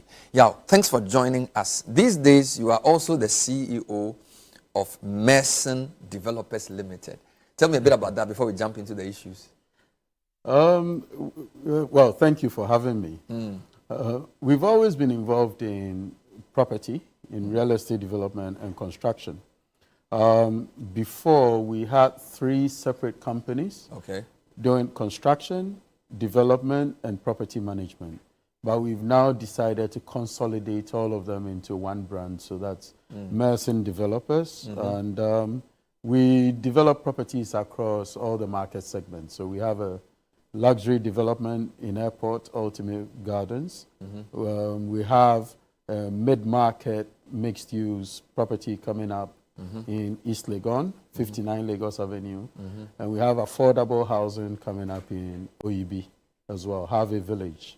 The 3 things you mentioned suggest to me that the sector has various components. You mentioned construction, development, and property management. Where is the finance in all this? Well, finance basically is the lifeblood of the sector, right? So both on the supply side and on the demand side. Correct. So on the supply side, if you're into construction or property development, so construction is just the civil engineering aspect of it. Development is broader. It looks at all the economics. Why do you want to put a house here? What market segment are you dealing with? Who is your customer? All of that. And both developers and contractors need financing to build what they build. But on the demand side, the customer, the tenant, the person renting the house also needs financing. And in Ghana, one of the areas in which our economy hasn't done very well is financing of demand for real estate, as in sensible financing, long-term. So more money exists on the supply side to put it up, generally? Even on the supply side, no, actually, because construction and real estate constitute only about 2.2% of bank assets. Is it? Right? Banks don't lend. There is a bit of lending to contractors who work on government projects, roads, that sort of thing. But most property developers in Ghana actually work with equity or customer advances. There's hardly any debt in the sector. So that's a very interesting angle we'll pursue. But so the finance is affecting all 3, the construction, the development, and the... But before we even get into the whole market thing, let me start from the basics. Is a house an asset or a liability? So this is a very interesting and long-running debate. All right. So strictly speaking, an asset must be something you own that brings you money, it brings you an income, or it saves you money, right? So some people are of the opinion that if you build a house and you live in it, it's not an asset because it's not bringing you an income. All you're doing is spending money on it on maintenance and expenses and utility bills and that sort of thing. So you shouldn't really count it as an asset. Okay. My own position is that under all situations, a house is an asset. Whether you own it, or whether you live in it. If you own it, of course, if you own it. If you're renting, it's not. Yes. It's not. Yeah. So if you own it, whether you're living in it or you're renting it out, you have a tenant in it. It's still an asset. It's still an asset, right? Because if you own it, it's a stock of capital. Assuming you've paid it off, right? You don't owe any money on it. It's a stock of capital. It's like savings for you, right? It's money sitting there. And any time that you're really hard up and you need cash, you can sell the house and you get some money. Maybe you use part of it to go and rent somewhere. And the rest of it, you do what you need to do with it. But so if you invest in it as an investment asset and you rent it out and you're earning rental income, then definitely that fits the classic definition of an asset. What we're also seeing increasingly is people investing in property, especially in prime areas, so that they can get loans from the banks. Because the banks, in Ghana, most of the banks only do collateralized lending. They say, give me a house, give me a landed property in a good area, and then I'll lend money to you against it. So they buy a house, hopefully they earn some rental income from it. The value of the house itself appreciates, so they get some capital gains on that side, though unrealized until they sell it. But the secondary or tertiary use of the house is that they can give it to a bank as collateral when they need a loan. So that's an interesting thought. So not necessarily to rent it out, but to give you leverage or to give you some comfort with the banks. Yeah. But what if the house belongs to you and you're still paying for it by way of mortgage? Is it an asset or a liability? So in the first place, in Ghana, and as in most places, you do not get 100% mortgage for a house. So if the house is worth 100 cedis, the bank will have a loan-to-value ratio of 70% or 80%. So they will say, of the 100 cedis, I'll give you a loan of 70 cedis or 80 cedis to buy it, but you need to put in cash of your own. The cash that you put in, that is an asset for you because it's value for you, right? And then when the value of the house goes up, so let's say you buy a house for 100 cedis. You pay 20 cedis of your own money. You owe 80 cedis on it, right? If the value of the house goes up to 120 cedis, that extra 20 cedis in appreciation, that's yours because your loan is still 80 cedis. So if let's say it goes up within 6 months, or maybe you bought a house off plan and then on completion, the value of the house goes up. It would mean that you put in 20 cedis, the bank gave you 80 cedis, you paid 100 cedis. Now the house is worth 120. That additional 20, you've earned 20 cedis extra on the 20 cedis that you invested. And that's 100% return. But does it not depend on whether you are done paying the 80? So I understand that the value of the house may have gone to 120, but you're servicing the loan for the 80. Even though it's 120, is it realizable? No, not necessarily. Okay, so if you default on your loan and the bank forecloses and sells, so long as there is a measure called forced sale value, when you're selling it as a distressed property, what can you sell it for? You can't sell it at the market value, it's usually less. So in this case, just for argument purposes, let's say you bought a house at 100, forced sale value is 90 cedis. The bank gave you a loan of 80 cedis or 70 cedis to buy it. If the bank sells the house at the forced sale value, they take the rest of their money from it, there's still a balance that belongs to you. So for me, there are very few circumstances in which you cannot consider a house to be an asset. Wonderful. This is still the honor series for the City Business Festival. My guest, Yabeni Amponsa, who's taking us through the basics of real estate. As part of our on-air series, week 1, we're looking at finance and personal financial planning. Let's go again to asset classes, because one of my previous speakers gave us something on investment. So basically, we know that you can invest in stocks or bonds, you can invest in currency, you can invest in equity, but you also mentioned real estate. So in that, is that an exhaustive list? And if it is, what are the features of real estate that makes it different from the other 3? No, it is by no means an exhaustive list. The list of asset classes is long and growing every day. Correct. Right? It's as long as human innovation. Okay? So you have equities, you have fixed income, which is bonds, and all that. You have real estate, you have currency, there's intellectual property, and even in equities, there's listed equities, which is what you refer to on the stock exchange. Yes. But there's also unlisted equities, private equity. So if you own a stake in a small business somewhere, that's an asset class that's quite different from listed equities. Right.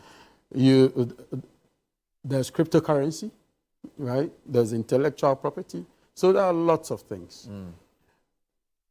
What makes real estate unique is that relative to a lot of asset classes, it is illiquid. You own a house, you want to sell it, it's not a one-day matter. It could take months, right? So the illiquidity makes it a little unique. And because of that, when you're financing real estate, it's important to finance it with long-term money. It's not money that you just want to turn around. I have this thing for today, tomorrow, let me just... No, you don't. You invest in real estate with money that you have for the long term, because when you need the money back, getting it back is not going to be very quick. Real estate also involves a lot of documentation, and that makes it expensive. So you need to make sure the title is good, and when you buy, you need to transfer the title into your own name. You probably need a lawyer for that process, all of that. So it involves more documentation than most asset classes, right? Also, what makes real estate unique is that it's one of the few assets that you can actually use. Okay, so except maybe the expensive jewelry or something, real estate is, if you own it, you can live in it. Right? So whilst you still own it. While you still own it. Yes. So you have the utility that you derive from it as a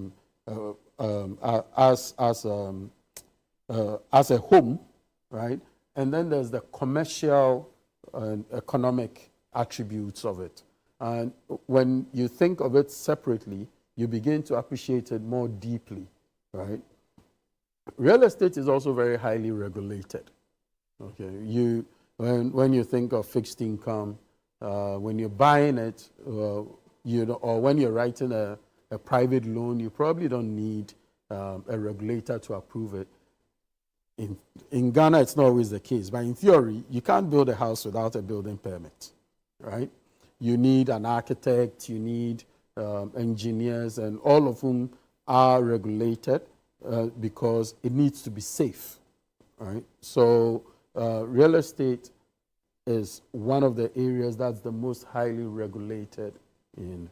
And also, there are many aspects of real estate investment that's not exactly under your control.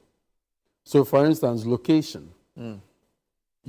Location is one of the key attributes of real estate investing. And you can see land somewhere or property somewhere, you buy it, Next moment, your neighbor also buys it and comes to build shops or something, which impacts your value. And maybe the area is zoned for mixed use. So you can't complain, right? Because and that affects the value. It affects the value. You can live in an estate, right? someone wants to build something else, and then people don't want to live there anymore. Yeah. We'll come back and discuss more of that. Yeah. This is still the On-Air series for the City Business Festival 2025. And today, we're talking about real estate as an investment or asset class. We're discussing that with Yabene Amponsa. We'll take a short break. When we come back, he'll clarify a few points we make. And then we'll also talk about how do you get onto the property ladder if real estate is what you're interested in. And you also help us scan the market. What's available? How do we make it more accessible for more people as an investment option? Stay with us.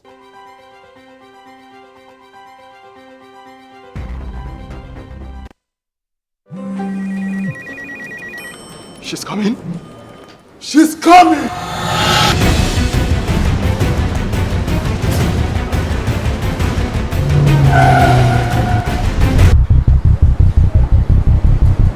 Oh, it's in. Red Hour receive now!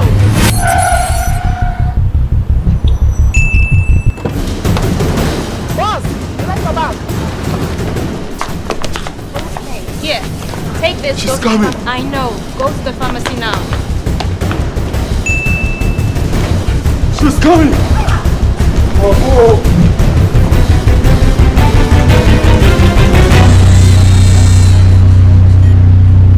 She's here. Pay faster, pay safer, and pay easy with Momo app. Download now and pay with the QR code, merchant ID, and so much more.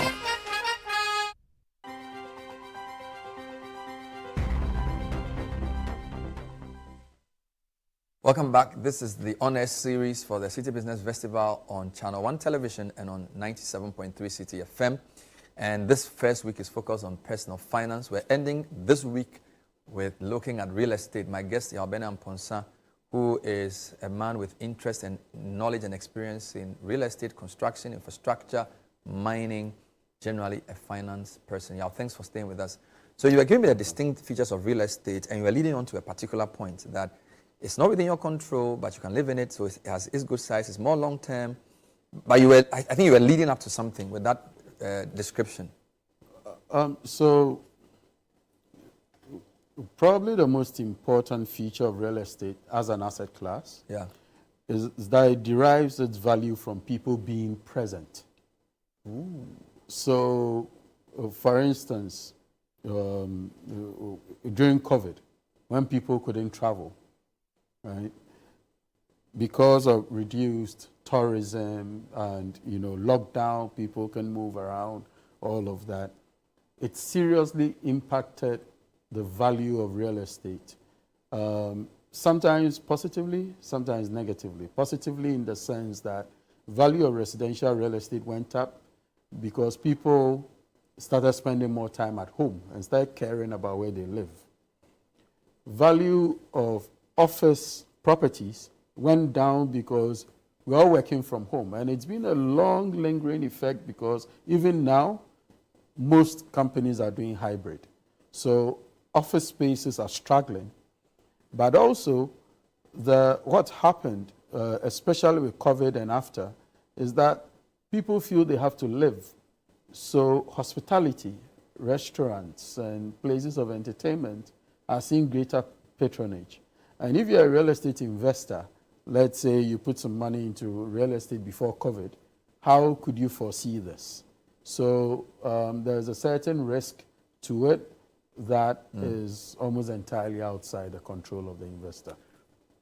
I was discussing with somebody earlier this week who was saying to me that generally, when people feel confident in the economy, they invest more long term. So he was talking about the shape of the yield curve, but basically saying that when people are opting for shorter term instruments, it's a sign that they are not very sure. So for example, if the T-bill uptake is so high for the 180 day, for the 90 day, as against say the 365, it suggests that people are doing a wait and see. To the extent that real estate is more long term, can we use the uptake of real estate as an indicator of confidence in an economy? So again, as with a lot of my answers, it's yes and no. It's yes, because demand for real estate is one of the indicators of confidence in an economy. Yeah. Because the demand doesn't only derive from the local people, the natives. If an economy is doing well, you get more people coming into the economy, that jurisdiction, to do business. And also for tourism and other social purposes, not just economic. Mm-hmm. And so because the demand for real estate is derived from people needing it, then it can indicate that there is a greater confidence in the long-term prospects of the economy. Mm-hmm. But the no is also because when the population is growing, yeah, and in Ghana, for instance, we are seeing rapid urbanization, especially in Accra and its environs. Yeah. Within a period of 5 years, I think 6 years, Ghana has gone from being about 55% urbanized to 61% urbanized, right? So in Ghana now, we have more urban areas than, and then our population is also growing. We have a rising middle class, right? And all of that. So all of these create demand for real estate and certain types of real estate, because there are subcategories within the broad category of real estate. So just by the population growing, and because fortunately for us, we don't have any civil insurrections or anything to worry about, some of the demand is just the natural consequence of a growing population, and a population that's also slowly, not as fast as it should, but slowly becoming wealthier. Still with that point, we are discussing real estate as an asset class, but most people see a home as a security to start off with. So there are two dimensions. We can discuss how people can get on the property ladder, whether to buy or to build. And then for those who have more money, whether to opt for real estate as an asset class. So let's deal with the first part. Most people would want to have a house. You build for people, and you've tried to do the various stages. I noticed that for Merson, you have even houses which are a bit above 50K USD, which is pretty reasonable.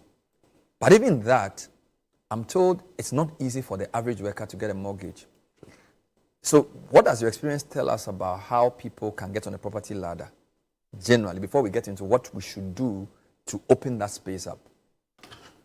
So traditionally, how people have got onto the property ladder has been to save money until they can just go out and build or buy, or they start building small, and in Ghana, generally it takes about 10 years for a family to build their home, right? Which is way too long. But that's the traditional path to property ownership.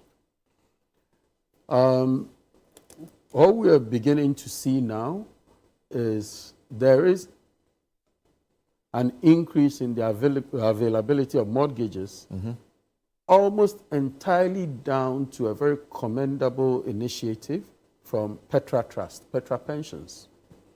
With their leadership and, of course, the support of others, now, if you have pension tier 2, tier 3, you are allowed to leverage your tier 2 and tier 3 to pay a deposit on a home tax-free. Wow. Right? Before, you couldn't touch your tier 2 at all. Your tier 3, you needed to save for about 10 years, otherwise you paid tax on it.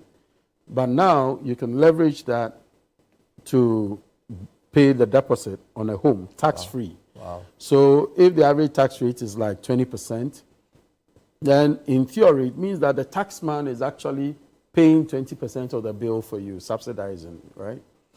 And what Petra has also done is to come to an arrangement with some partner banks to grant mortgages to their scheme members at a reduced rate. So even though the market rate for mortgages is, I think, just about 30% now. And this is local currency mortgage. Local currency. The members of the petrol scheme are getting mortgages at around 20%, a full 10 percentage points lower than the market rate. Wow. Because it's a benefit to, why just keep your money and not help you to get better additional benefit from an unintended consequence of the new pension law is that it can even open up more people to get their own homes. That's really what it should do. That's what it should do, because if you're talking about an asset that's long-term in nature, and you're talking about a pool of capital that's also long-term in nature, it's a perfect fit, isn't it? And, I know that there's been a lot of discussion in the pensions and life insurance sectors generally around this. So hopefully there'll be even more capital available to. However, the issue of construction finance, because the mortgage must be written on a house. And with mortgages, you say, okay, pay 15 or 20%, and then the developer develops the house, and then you pay the balance. The developer doesn't have financing. So one of the ways of making the price of homes come down is to increase the financing of construction. Certainly. That's perfect. I think that we missed a trick in our affordable housing schemes in the past. Always saying, oh, let's drive down the price. But look, if you build and deliver houses for $20,000, $25,000 or whatever, in a sense, you're creating a slum. It's not only about the price. It's also about the payment arrangements. Because if you're saying to the buyer, right, that don't pay me $40,000 today, only pay 20% and spread the rest over 10 years. Pay in installments over 10 years or 15 years or more, even better 20 years, right? Suddenly, that person only has to worry about paying maybe the CD equivalent of 100. So let's say 1,000 CDs a month, right? In order to own a home. Because the financing arrangement behind it allows the developer to offer such an arrangement to the buyer. That is what would actually make property affordable, not necessarily going to build something and selling for $15,000 because you want a certain relationship of income. So now that we are in an era where the local currency is appreciating, if it's a long-term appreciation, will that make it easier for construction finance, or it's going to make things worse? I'm asking because I know that a lot of the construction people need to import their inputs. So if it's cheaper for them to bring those inputs in, the cost of the house may come down. So the macroeconomy becomes the basis, correct? That is true. You're perfectly right. What would help even more is if we have a value chain that's localized. Correct. So I don't need to import tiles. I don't need to import louver blades, window panels, or whatever. Yeah. But the reason why importers import is because the capacity for local producers is small. So, and when you are a developer, you're chasing yield. So your work is sensitive to time. So when you go to a local producer and the local producer says, oh, I don't have it today, come tomorrow or come next week, then there's no certainty around your own work plan, and it affects your work plan and your. So, yes, the currency appreciation into the long term, if it's a predictable pattern, is good. But if we could localize the value chain, that is a more long-term. Yes. Wonderful. That's a more sustainable. That will have a more sustainable effect on the price of homes, and everything would be in local currency as well. One thing that baffles me about our housing market is the fact that, as you rightly said, a lot of people say they want affordable housing they can't get. So so that a mismatch between demand and supply overall, but for sectors. So for example, in the high end, there's a lot of property that's empty. Yet, there are people in the middle class who are moving to the upper class who are still looking for a house they can buy in certain ranges is quite tough. So I notice that developers are trying to come down a bit like your developers. What's the missing link? Is it that there's external money that's funding only the very high ends? Let me give you an example. So you go to Cantonment, you go to Tesano, you go to Ridge.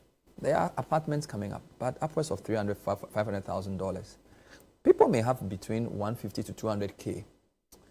Even if you go to East Legon, you will get 300, 350, right? If you want to go below 200, you have to move towards Adenta, Achimota. What's the problem? Why is demand and supply not sinking? The biggest problem with delivering at the low end of the market is infrastructure, right? Good.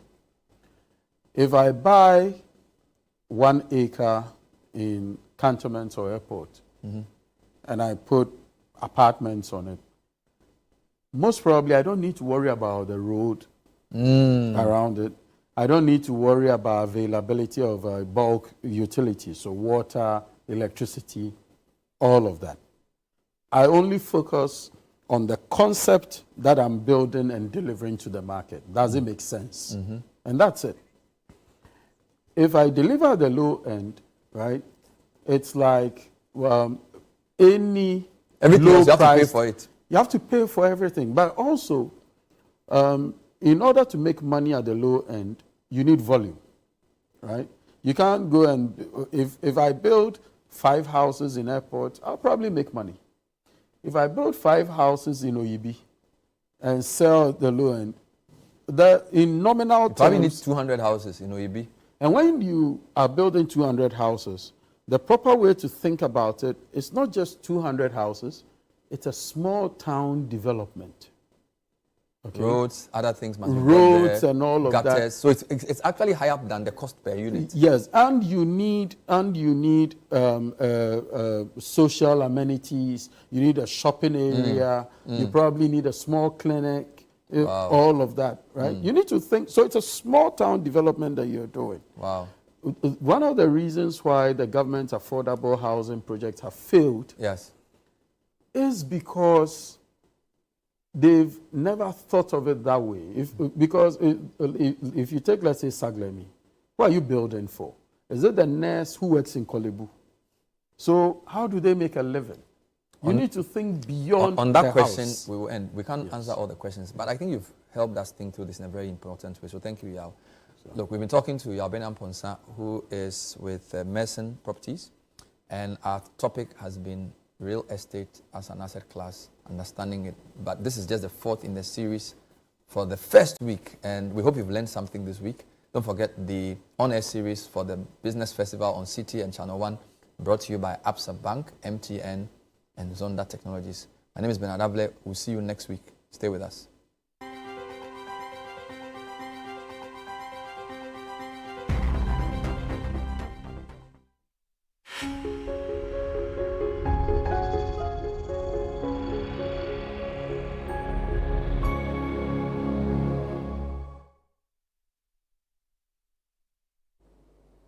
You're still live on Breakfast Daily, and thank you for staying with us. That was just a conversation from Bernard Avle with his guest about understanding real estate, and I'm sure you picked a thing or two. But right about now, we're about to get into another exciting conversation.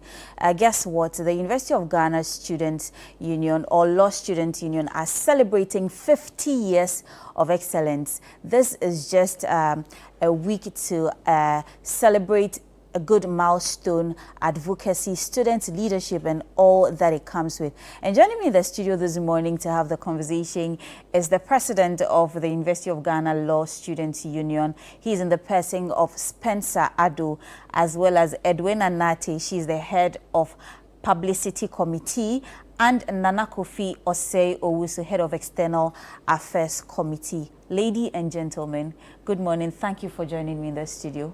Good morning. Thank you for having us. Great. It's been a lot of energy. We have started the celebration right here before because just before we came on air, look, there was a lot of energy in the studio, and you missed out on that, especially for Edwina. Edwina, you have so much energy. That's right. Well, let me start off with you. Talk to us a little about what the Law Student Union is all about.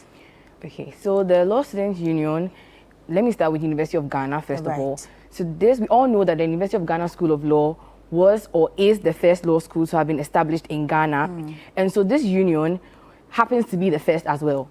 So what the Law Students Union does, or what it is that it's a body that brings together the student community and forms a liaison between the students and the management, administration. It also empowers them academically, mentally, through all its activities. I'm sure Spencer would have more to say. Spencer, you want to add? Yeah, so basically the LSU also provides a platform for advocacy, as Edwina rightly mentioned, and basically brings out the best in students in terms of leadership development and what have you, basically seeing to the welfare of the students.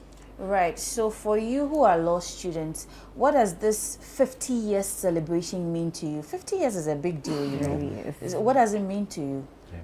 So for me, the 5 decades of excellence, the growth of the LSU, to me basically talks about helps us to know where we have come from. 50 years is not easy. Right. So for me, the celebration is not just another year of Law Week. For me, it's basically a celebration of the past, the present, and the future, where we're going to as a union. Interesting. Nana, what does that mean to you as well? I think that it just puts everything in perspective for me, and essentially shows us that we as a batch of the class of 2025, we are just a microcosm of something a lot larger than ourselves.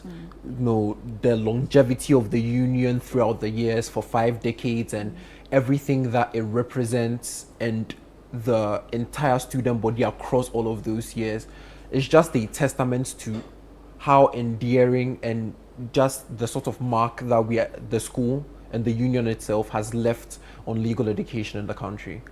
Now, this law student union has been in existence for 50 years. Year in, year out, there's a celebration. You're marking the 50th celebration. Edwina, you came into the studio with a lot of energy, the Gen Z vibe. Walk us through the theme of this year's celebration. Wow. So this year's theme is honoring the past, empowering the next generation. As the theme, I should say, speaks for itself, we are acknowledging the work that has been done before us in terms of legal education and leadership. And we also want to empower the new legal minds we have that are coming up. If you look at the caliber of students we have these days in most law schools, and specifically in the University of Ghana School of Law, you can see there's a future for legal education in Ghana. Interesting. Interesting. Speaking of future, we need to start from somewhere to get to that future we are all looking up to. But what objectives are we looking at in terms of this year's celebration? Okay. So this year's celebration is dedicated to honoring the contribution of our Dean, Professor Raymond Atukuba. He's been so inspiring. He's done a lot for the University of Ghana School of Law. And for me, what does it for me is his vision to build for us a law school complex. The biggest law school to be in Ghana. And for me, I would like to use this platform to encourage all our viewers to help bring this vision to light, to support the Dean to make this ambition a reality. Interesting. Now, for you who are students of the institution, I mean, you've been through the school for a while now, and I'm sure this is not your first celebration personally as students. How different is this year's? Because maybe people will say, or some of your members will say, we've seen this year in and year out. How different is this year's? Is there anything special that we should be looking forward to? So there are a bunch of different things lined up for this year's LSU week. I could just run us through what happened. So we had the launch on Monday. That was just this past Monday. And the launch was also followed by a career fair where we invited a host of different legal departments and law firms to essentially have an interactive session with the student body. There was a writing workshop that was done by ENS on Tuesday, and just yesterday there was a moots final sponsored by Benti and Chulecha and Ankoma, and today there's going to be a mental health talk, and I think it's also going to be a talk on AI, and a host of other things, even the dinner on Sunday. And I have to know that this particular year, it has been really, really impactful for me because the student body has been very, very enthusiastic about a lot of the events. The turnout has been amazing. People have been coming, they've been supporting in their numbers. It's been really great, and it's just a testament to the solidarity that we as young students have and what that equally means for things such as advocacy and even things like inclusivity, because there have been a lot of discussions on people with disabilities and how we can better cater for those people in our society. Now, you mentioned that the celebration started on Monday. When is it ending? And speaking of the climaxing, what you've done in the celebration week, what has been some of the memorable moments for either of you, or maybe highlights even before we get to the climax? Wow.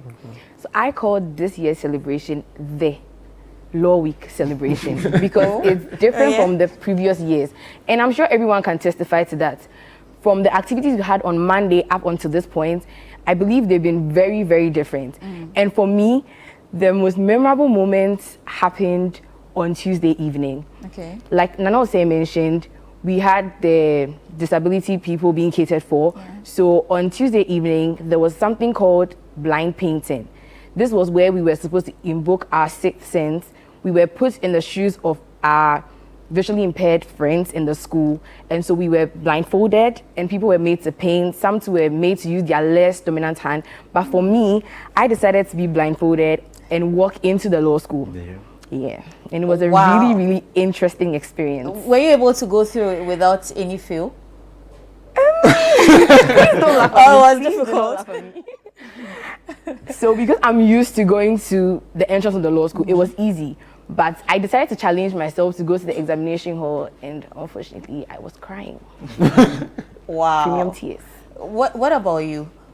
I think I share the same sentiment. So they told me that, oh, Spencer, President, we want you to see how we have to come to the law school every day.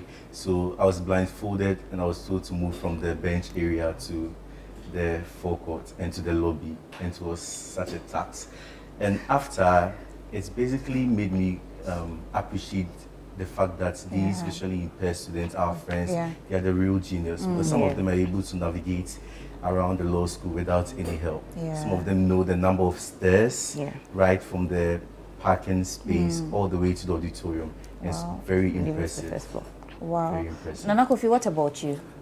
For me, still on the same tone of disabled people, I think I really enjoyed yesterday's session, which was the final of the moots final, especially one oralist who is a visually impaired person. I think Na Jilly Connie, she was mooting extempore. She had memorized all her arguments, all the cases, all the statutory and constitutional provisions that she was relying on, and the eloquence and the sophistry of her arguments and her ability to answer questions and then tie them back into whatever she was submitting on, and it's all happening how do I put this? Her doing all of that in her position was very, very inspiring to me, because it just showed me what determination can do, and just that it was basically a testament to human resilience. Because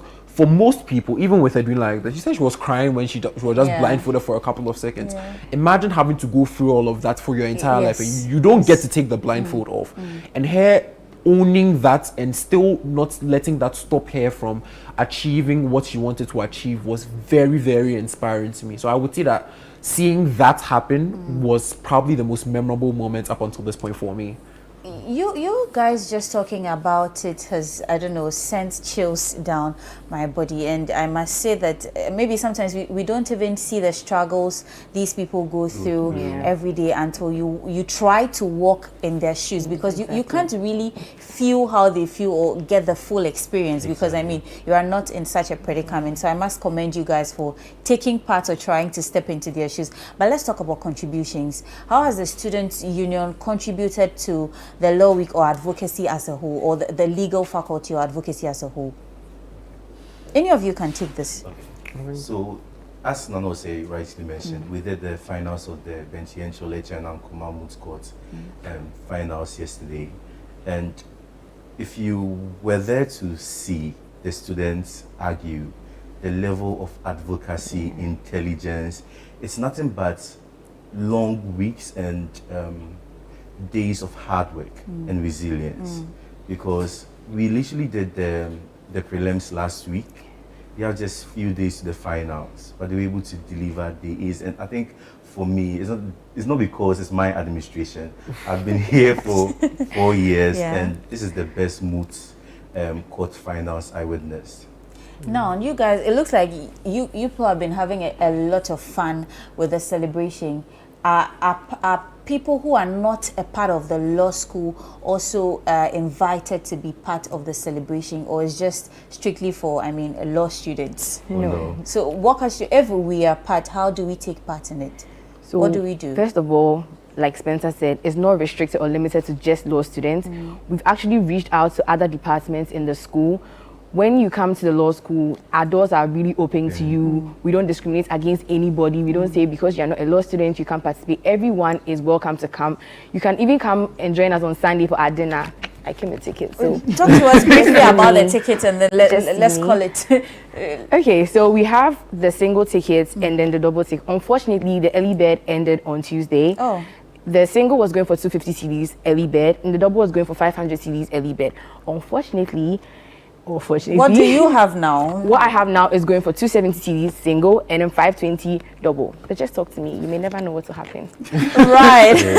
So thank you so much. You want to say something quickly? This year's dinner will be happening at the Icon Event Center at East Legon. And we are so grateful for their sponsorship, the Icon. The Law Students Union is extremely grateful. And this year's dinner is dedicated to honoring the Dean, Professor Raymond Atukuba. So he would be there with our lecturers. We intend to give him a special prize. So alumni watching, we would like you to grab the tickets at the University of Ghana School of Law, and then come, let's celebrate this memorable occasion. Right, the dinner is on Sunday, 8th June 2025. Anyway, thank you so much, ladies and gentlemen. So we've been having a conversation about the University of Ghana Law School Student Week celebration. And look, I think I need to get my dinner dress ready to come join in the celebration. Thank you so much once again. We take a quick breather. When we come back, y'all get to sit with Philip to talk sports. Do stay with us.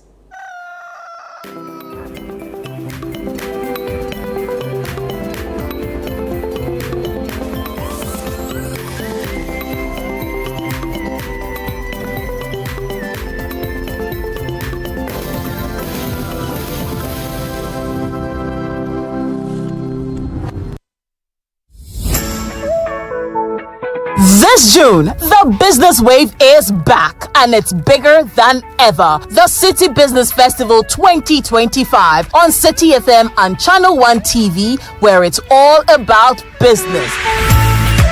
This June, we will be celebrating Ghanaian businesses, re-examining our business modules and practices through our business fora, and sharing knowledge through our on-air business discussions. Make a business date with the on-air series every weekday at 9 a.m. on the City Breakfast Show on 97.3 City FM and 10 a.m. on Breakfast Daily on Channel 1 TV. From expert interviews to real-world insights to the tools you need to grow. Don't miss a single moment this June. It's the City Business Festival 2025, celebrating everything business. Only on City FM and Channel 1 TV. Your business, your future, your time is now. Stay tuned Stay inspired and let's grow together. The City Business Festival 2025, celebrating everything business. The City Business Festival 2025 is powered by 97.3 City FM and Channel 1 TV, and it's proudly sponsored by Absa Bank, MTN Business, and Zonda Tech Ghana Limited.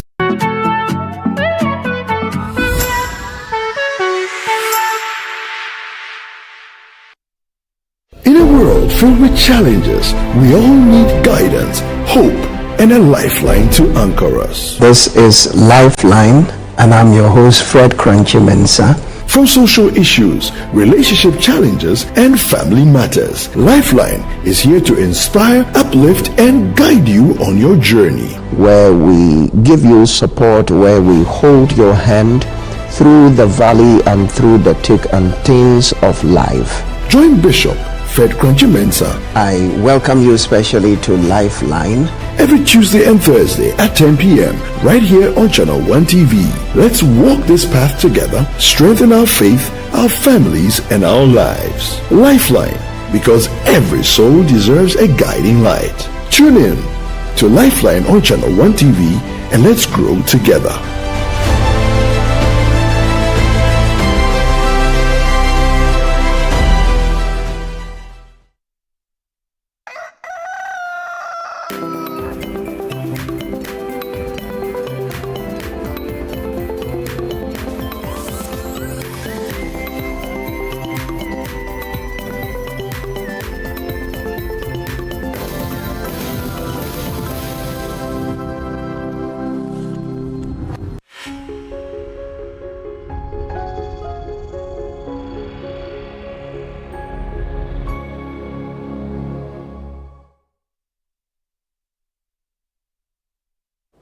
Grateful you stay with us here on Channel 1 TV Breakfast Daily. It's time for us to talk sports, and Yao Minta is here to help us understand what is happening in the world of sports. Yao, good morning. Good morning, Philip. Good morning, Ifa. I'm doing well. UEFA Nations League, right? And yesterday, Ronaldo did something there. Yeah. Zero. Yeah. He's been on the trends as well on Twitter. Oh, yeah. I mean, he's the most marketable player in football. I mean, despite the fact that there's Messi, despite the fact that there's Vinicius Jr., Mbappe, Lamine Yamal, all of those guys, still Cristiano Ronaldo is undisputedly the most marketable footballer in the world. And so whatever he does, wherever he goes, whatever he doesn't do, whatever he does, it will sell. Yeah. It will sell. I mean, this guy makes a lot of money on the pitch, but and off the pitch as well. It's crazy that despite the humongous amount of money that he makes on the pitch, the money he makes off the pitch is more than what he makes on the pitch. Really? Wow. Yes. Per every tweet that he makes, endorsing products. This guy, he has like over $500? It's insane. 500,000? Yes, you mean per post. Per post? If he's advertising your product. Okay. If he's advertising your product, and that is aside the endorsement deals, he gets all of those Wow. things. It's insane. And whatever he does, it sells. And so he scored a goal, and he helped Portugal beat Germany by 2-1 in the UEFA Nations League. And what that means is that Portugal have qualified to the final. That will take place on Sunday. And Portugal will take on the winner of the match between France and Spain. Spain tonight. Yes, tonight. And France and Spain will play tonight at 7 p.m. This game was played yesterday at 7 p.m. That's the first semi-final of the UEFA Nations League. And later today, the second semi-final will take place. And that's between France and Spain. And people are reading meanings into it that it could decide the winner of the Ballon d'Or. That's the European European top player award. Because you have contenders in today's matchup. Ousmane Dembele of France, who also played for PSG, and Lamine Yamal, who plays for FC Barcelona in Spain. Who do you think can win the Ballon d'Or?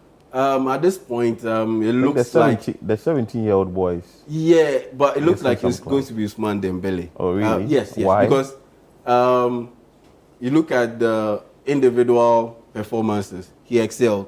I mean, he scored what 46 goals in all competitions this season. And on top of that, I always say that football is a team sport.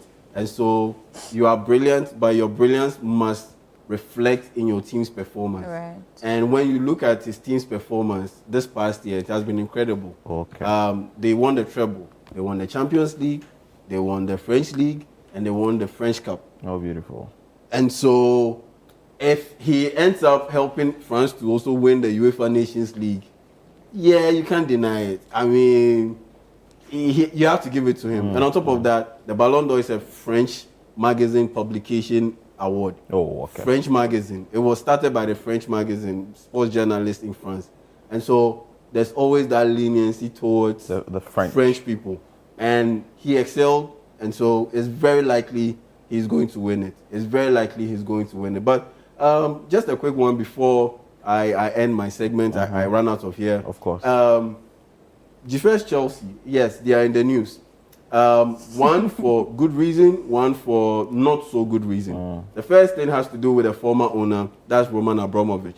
Now, the UK government are threatening to sue him because of the engagement over the sale of Chelsea. Now, because of the Russia-Ukraine war, he had to give up ownership of the team because of his close ties to Vladimir Putin. And so, and many believe, yes, and it's not many believe, it's well documented that his fortune from oil and gas had a lot to do with he getting a lot of leverage and support from the Russian government. And so if you built your wealth on oil and gas and Russia is warring against Ukraine and the West are siding with Ukraine, you have to deassociate yourself from the Russian government. And one way of doing that is he had to leave Chelsea. And yes, they sold Chelsea, and that's how come Chelsea have new owners, Todd Boehly and co. But the money is the issue. It was sold for £2 billion. Now, the UK government say, per the agreement, the money is supposed to go to people who have been affected by the war in Ukraine. And Roman Abramovich's point is that it has to be given to people who have been affected by the war, plain and simple. Yeah. And what that means is people also in Russia who have been affected by the war should also benefit. So that's the area of contention. That he believes that, okay, yes, the war hasn't just affected people in Ukraine. It has also affected people in Russia because they are flying drones, they are dropping bombs and all that, destroying things. Exactly. So people in Russia have also been affected by the war. But the UK government is directing him to release the money for the money to go to people who have been affected by the war in Ukraine. But he says it should be given to people who have been affected by the war, plain and simple. And that also includes people in Russia. So that's where the contention is. So they are trying to hash it out and come to a compromise or an agreement to see the best way forward. And still on good news? Yes, the good news. Yes, still on Chelsea. Chelsea have signed former Ipswich striker, that's Liam Delap. They signed him for £30 million. He scored 12 goals in 37 Premier League appearances last season. And the projection is that, okay, this guy scored 12 goals for a team that got relegated. And so if we put him in a team that has Cole Palmer, Noni Madueke, all these great players, Moises Caicedo, those 12 goals could double to 24 goals. And that's the reason why Chelsea splashed the cash to get Liam Delap. Normally, you have Chelsea going after the heavyweights, the big headline names in the transfer window. But this time around, Liam Delap, though he courted some serious interest, but he's not the most headline or biggest headliner in the transfer window. Their off-season transfer movement quite early. And yes, this is the second player they've signed. They signed earlier this week, they signed a player also from the Portuguese league. And so, Say how much again? 30? Yeah, £30 million. Yeah, million. So, they started their off-season. We are waiting for the likes of Man United to also start theirs. Well, so if I want to go in there together, one is. Anyway, that's sports for you with a Yao Minta here. I think we have a birthday message. Let me just read it quickly before we wrap up the show. Happy birthday to my dear customer Nana Joa in Kaswa. May the good Lord bless and give you good health and long life and success from Gatuso. So that is how we wrap up today's edition of Breakfast Daily on Channel 1 TV. My name is Philip Nilate. And my name is Jifa Kedi Akoto. It's been an absolute pleasure having you join us this morning. We'll come your way again same time tomorrow from 7 to 11 a.m. So do stay with us.